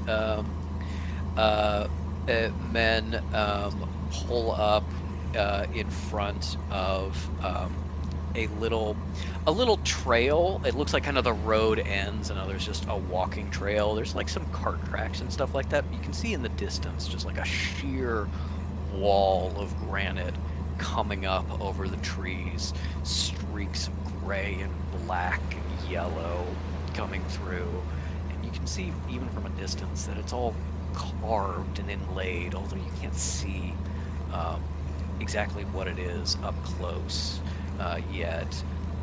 And as the men wish you good luck and let you out of the car, they let you know that you can't stay in the library itself, because it's only for clerics of that temple, but that there is more than enough room at the inn. Usually people come and go all the time, and they just give you a kind of like very friendly, like, you know, just make sure you obey the rules and everything will be okay, kind of thing, about being like, not my job to explain to you what the rules are, but listen to him. Yeah, for sure. Fish like calls out like, and do you take inductions? Um, I mean, genuinely, if you want to ask them that in like Russian, the answer is there are a number of people who come to visit the library and end up staying and joining the temple. Some of them were not necromancers before. Some of them are necromancers from other temples. Yeah, it happens. That's they got to deal with it. We're not responsible for that. But yeah, if you want to talk to them. Yeah. Without explaining what Fish has just learned and said, they look at Jamal and go, And he looks at you with deep concern. Just very scared. As you grab all your stuff, do you want to try to find a place to sleep for the night and kind of like drop off your things, or is it going straight to the library and just hope you can just drag your stuff around with you until it's time to post up somewhere? I assume arrangements of this kind would be like May's priority. Yeah, May would be like, I think we should just get rid of our stuff. Head into this strange temple with its requirements. And May would also be like, also, we need to get some books, because May's not going to presume that Beliala is just going to donate to the court. Well, Cal was like, you brought your homework assignment, and then she and Jamal work on, like, bounding them. Ah. I will say, when you talked to Beliala and tried to get clarification on the sort of gift giving situation, from what Beliala remembers, they have books and they also have scrolls and poems and carvings Nice. and art and Yep. things like that. And you're like, maybe we don't need to bind it into a book. Maybe we can just as long as Oh, there is Cal wants it to information- look nice. Yes, of course. No, but as long as there's information on the page, you're good. Yeah, no, Cal was like, everybody brought their assignment, we'll it all nice, and then Fish has a fucking shitty ass handwriting on yellow legal pad, and she's like, The world's smallest whatever. zine. I'll It have covers the you know. subject I wanted you to cover, that's fine. You get a C, I guess. I'll have you know, Fish can do really good handwriting when they try, and but they've gone. There once was a man from Nantucket. Did Fish write about the death gods like she asked them / Kakano to? Yes, Okay. Kekano absolutely I haven't met has any his bit of- personally yet. Yes, Kekano absolutely has his one sentence essay of "I don't know anything about them." Love Kekano. Cal sees this. Cal does the fucking Edgar Allan Poe thing and is like, alright, well, I brought backup books. But she and Jamal have beautiful little tiny bound books, and they Yeah. do the same treatment for May's writing. Makes it look real nice because Jamal, I imagine May's like, ooh, and Jamal's like, I'll make you another one, and it's just like, boop, here you go. You can take that one home. As you walk into the ancient town, first things first, this is a place that lives and breathes its giant library. Middle of almost nowhere, forested farmland Iran, you don't expect to have 4 bookstores, 2 competing paper sellers, lots of people selling pens and inks and leather and stuff like that. This is a town that works to support the library for the most part. But as you follow directions that the guys gave you, you make your way to an inn that has a little space. The innkeeper, who is a woman who you think you is wearing bone jewelry, but then when you ask, is explaining like kind of a go between, back and forth with May of kind of like Farsi and Arabic of like settling the room, and she does speak a little bit of English, although not super well. Um, get the thing about like, oh no, I'm not a necromancer. I just live here with the necromancers, and they make nice jewelry and stuff like that. Mm. And Supporting local businesses. yeah, exactly. And she sets you up with some rooms. It seems like the last available at her inn, although they're not particularly crowded in town, it seems like. And you can put your stuff down. How What many does rooms? May- How many beds? there are 3 rooms available.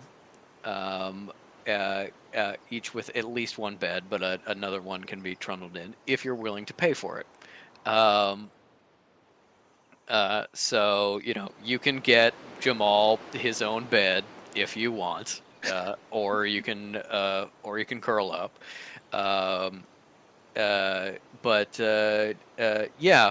I think Beliala has to bunk with May, probably. Yeah, I and think get an this is extra what bed with happens. her, but Cal goes to like as she always does, room with May, and May is like, I guess it's you and me, Beliala. I can't wait to learn more about you. And Cal's like, oh, right. I have a boyfriend.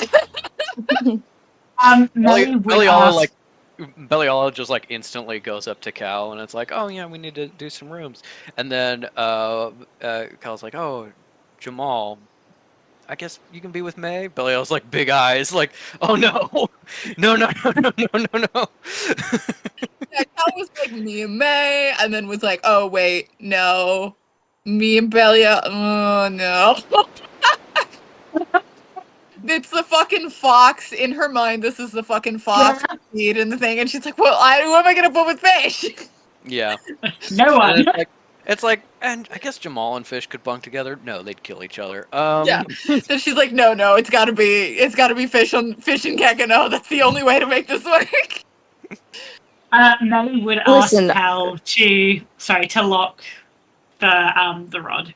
And like now Yeah. Cal was like usual, she'd be like, Yeah. this your little pile of no one can get to this. Yeah, Here we go. She put that in her most like one of her trunks that she can like shadow lock. Oh, what were you Yeah. saying? Here's the thing. Oh, The It's rod, 6 foot. the rod is taller than May is. It does not fit in any else trunks. Then they put it in the closet, and she shadow locks the closet. Okay. That's what I was thinking. Thank you.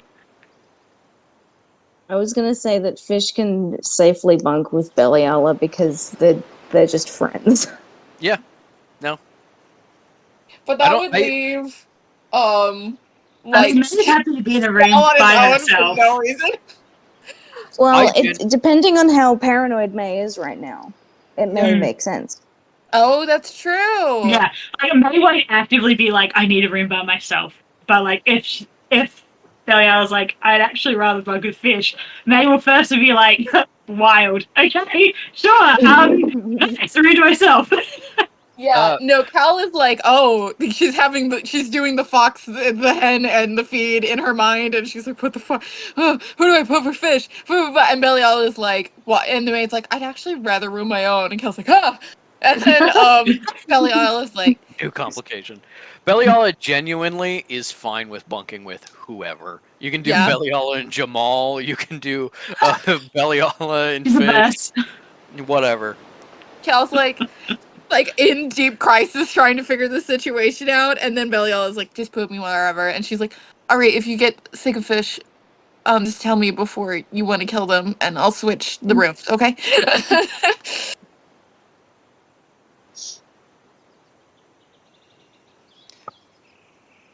Yeah, Beliala and Fish, I guess, are gonna bunk together. Kekano's excited. Beliala goes in, gets the extra bed from management, takes the mattress off, puts it under the rolling bed frame, throws all of her cloaks over. Yeah, Fish helps her build a little fort. Yeah, and the walls are books that she puts up, and she's just got her little nest that she puts together. Oh my god, she is me! Um, yeah, she's very comfortable in her nest. There may be a problem if like fish snores or something, but otherwise things will probably be fine. And you can Fish all, isn't having a romance arc; they're just having a friendship arc this Yeah. which this honestly, time. good. They're Yeah, saving themselves for Mary Sue. Yeah. yeah.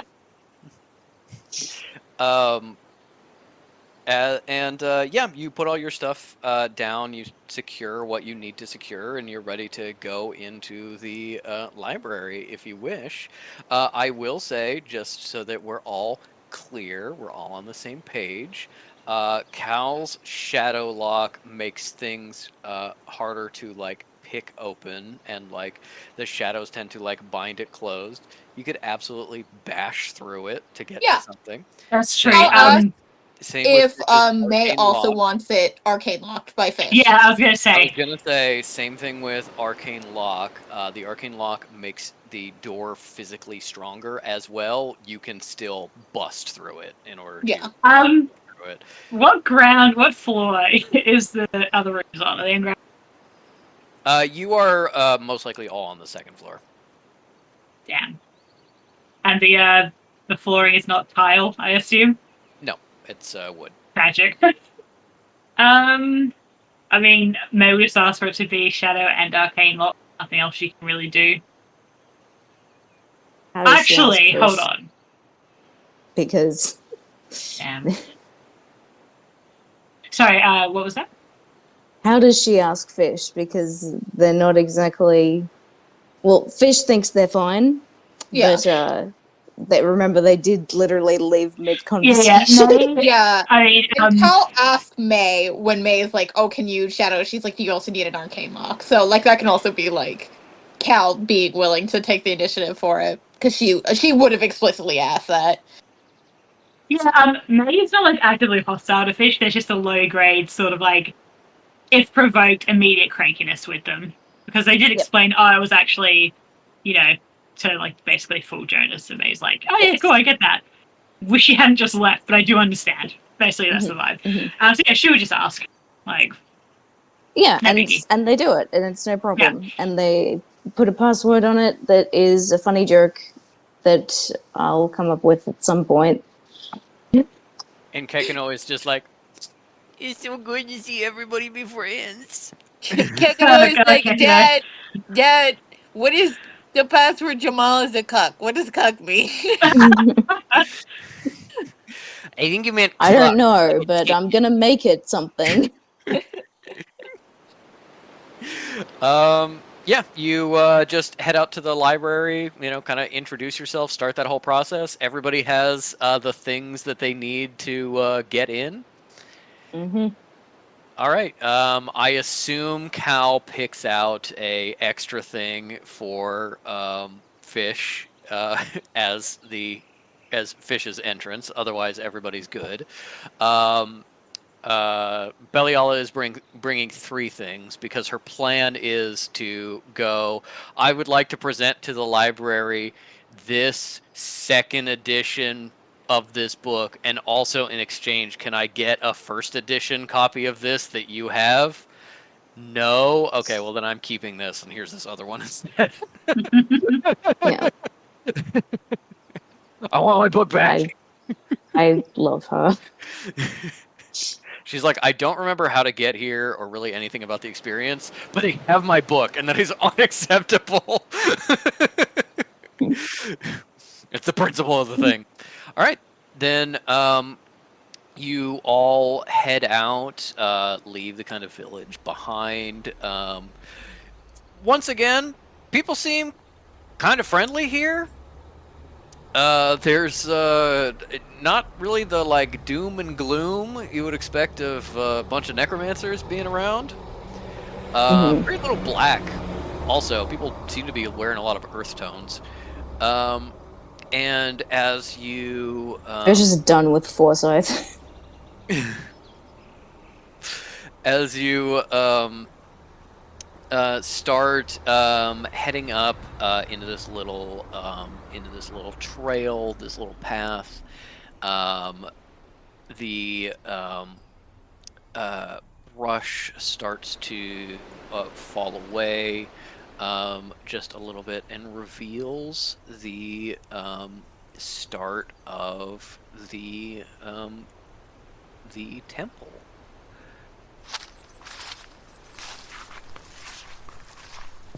As it appears for you through the trees, the cliff face seeming at first like it's not getting closer, and then you realize it's just big. As you head forward, all of a sudden the trail just ends here. You can stop and admire the carvings. Big, ancient, weathered carvings. Nothing inherently death-themed. It actually seems to have an astronomy theme for the most part. A lot of sun and moon iconography. Figures kind of like chasing a star across the lentil. Scholars writing it at desks, and like some you can see like little skulls and skeleton carved there, but just like a really complicated, like clearly like a story of some kind in this facade. And nobody kind of at the doorway, just this open kind of double door carved into it. You know, you can see where doors close, but it doesn't look like they do close really ever.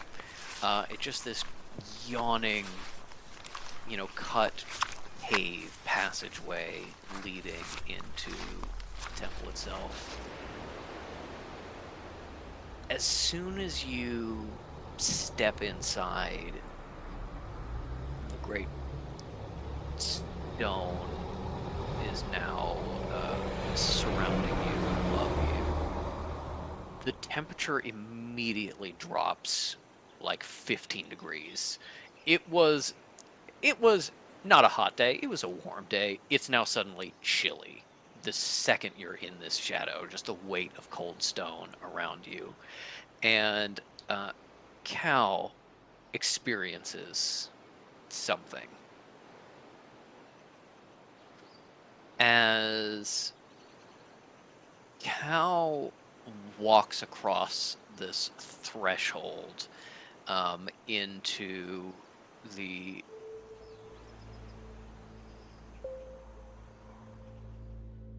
library.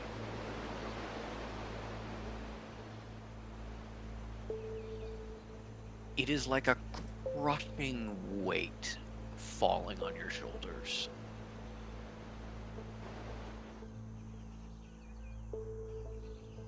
You've been to a number of places that have a lot of death and dead bodies, a lot of mass graves and graveyards, common places for necromantic temples, and you've worked in the catacombs, which is, you know, absolutely filled with the dead.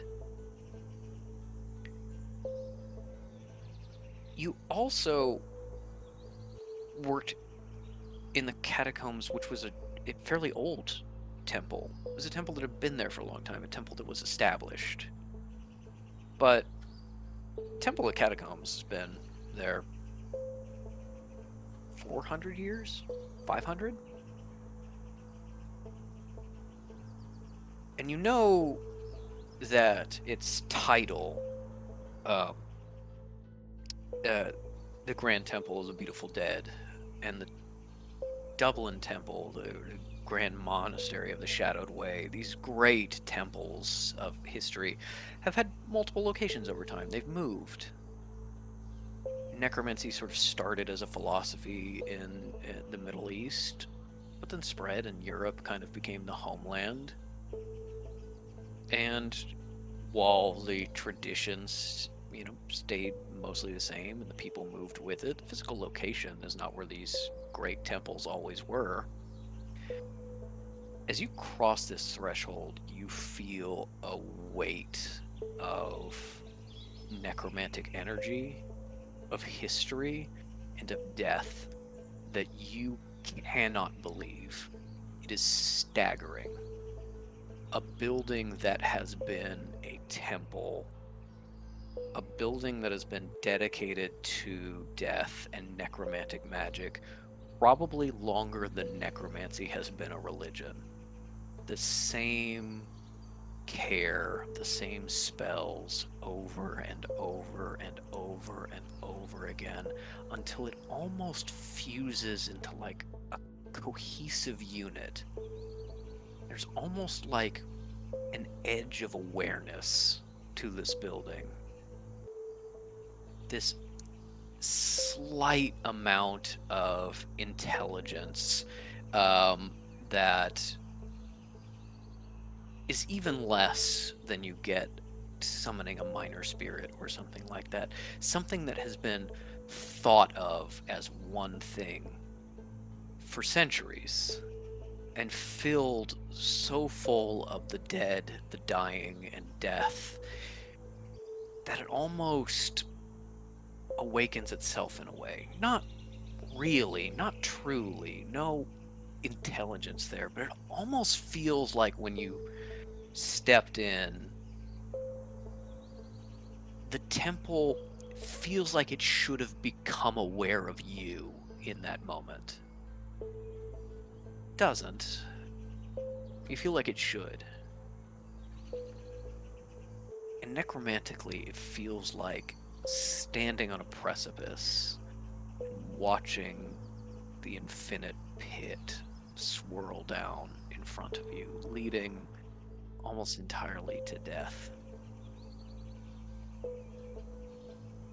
The catacombs are old.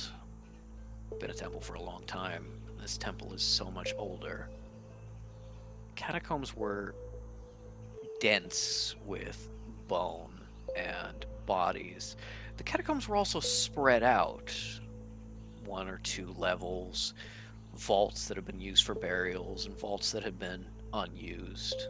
There's differences in concentration. No one area was ever so thick.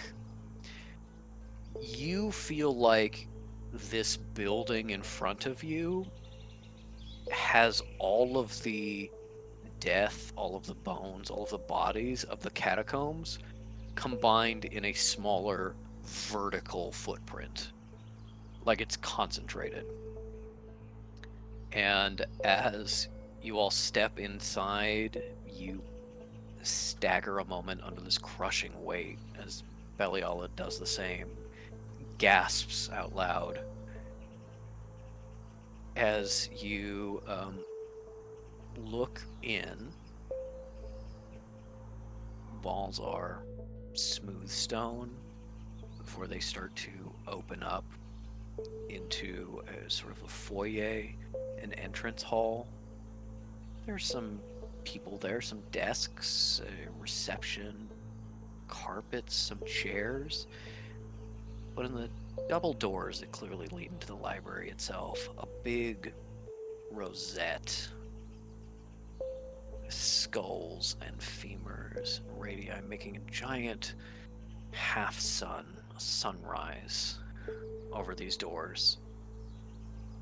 And as someone goes through and closes the door behind them, you can see through death's, you can see with your eyes, you can feel with death sense. This entire library is an ossuary. This entire library uses bones in its very structure, in its decoration. You honestly feel like a sense of vertigo, dizziness, in how powerfully necromantic this building is, concentrated over and over again as the ages of years focus it. As you recover yourself and start to walk forward again, you feel like you can breathe a little bit easier. You're starting to adjust. Beliala recovers faster than you and gives you a hand when you stumble. I forgot about that part.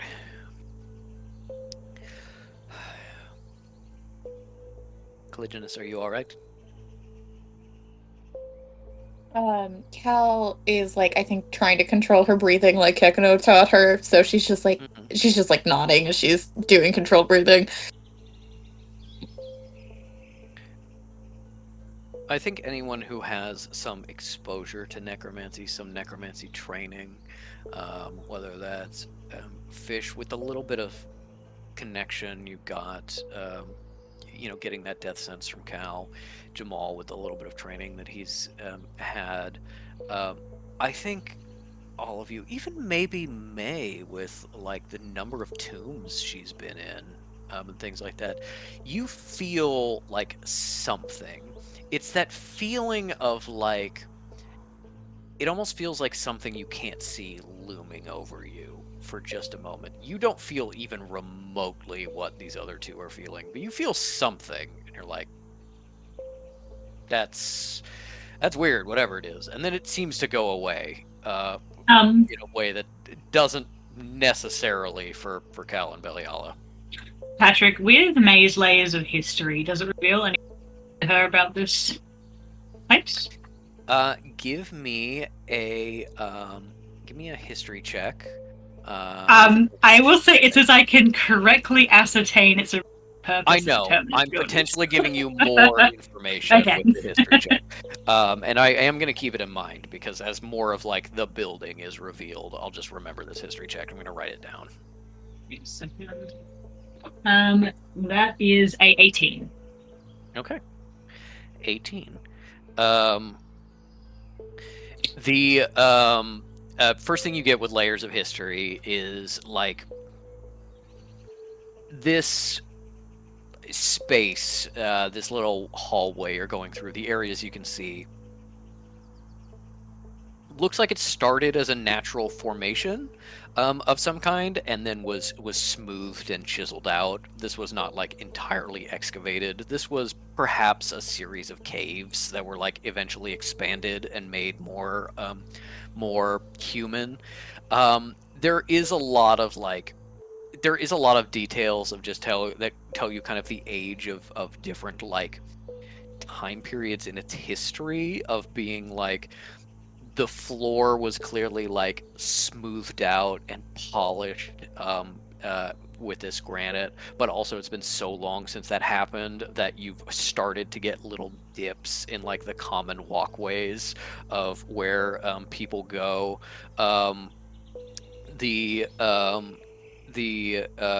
Like you see like little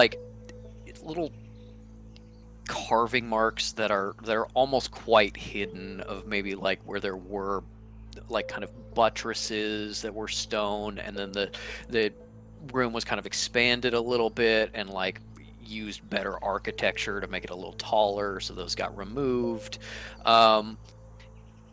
It feels like a really old place that has been shaped by human hands.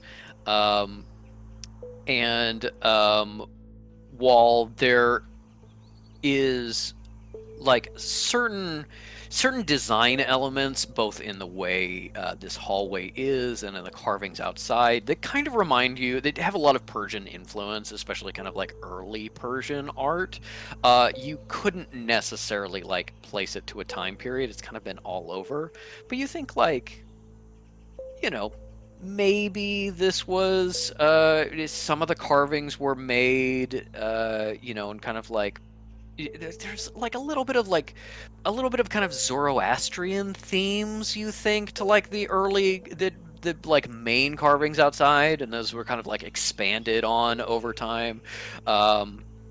So you would probably like at a guess be like, just based on what I can tell, like quick glance 18 history, that like this may have been a space that people came to for ritual purposes or religious purposes or something like that for maybe even thousands of years. This may be like a sacred place in. This may genuinely be a sacred place in like prehistory, like 5,000, 6,000, 7,000 years ago, like pre-agriculture. Even this may have been a sacred place, potentially, but the like actually carving it out, retrofitting it, making it into this space, making it kind of what it is today, maybe started in something like 800 BC, continuing through to today, of just kind of being like,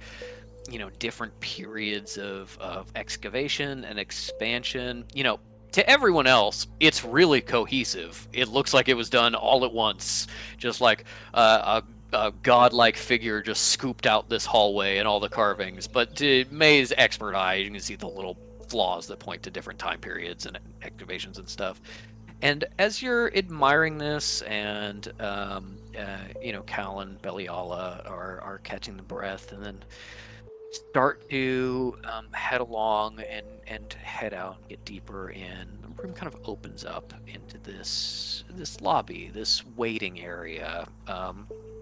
There's some nice chairs and seating area, lamps. It's surprisingly bright in here. You almost for a moment forget that you're underground. The granite polished to reflect light. And you can see some hallways branching off into maybe, living areas of the temple, maybe the kitchen, something like that. This seems to be both a lobby and like a gathering room for the temple. And then you see, as you step forward, some people holding some books, pieces of writing, other people that need entrance, potentially, and a voice that you recognize as Abbot Tinnitus says, "I already have entrance, as I've told you. It is just bringing my guests. Unfortunately, Abbots, everyone who enters must pass the test regardless. There is no guest system." Fine, then summon one of the high clerics, and it's already done, Abbot. As you step into this lobby and see the first person who notices you turning around is Sister Tail, as her face sees you and in a moment of shock then lights up.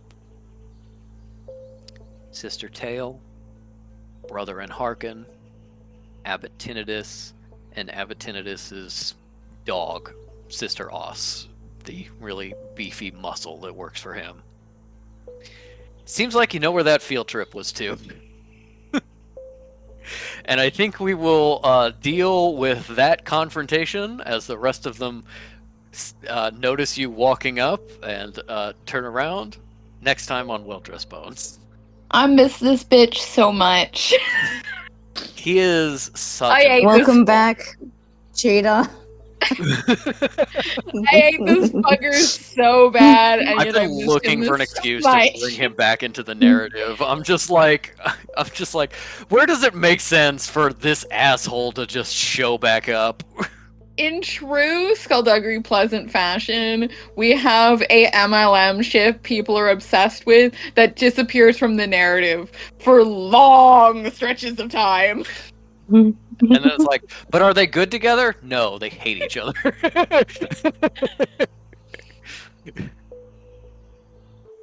All right. Well, we'll have our discussions. Goodbye, Craig.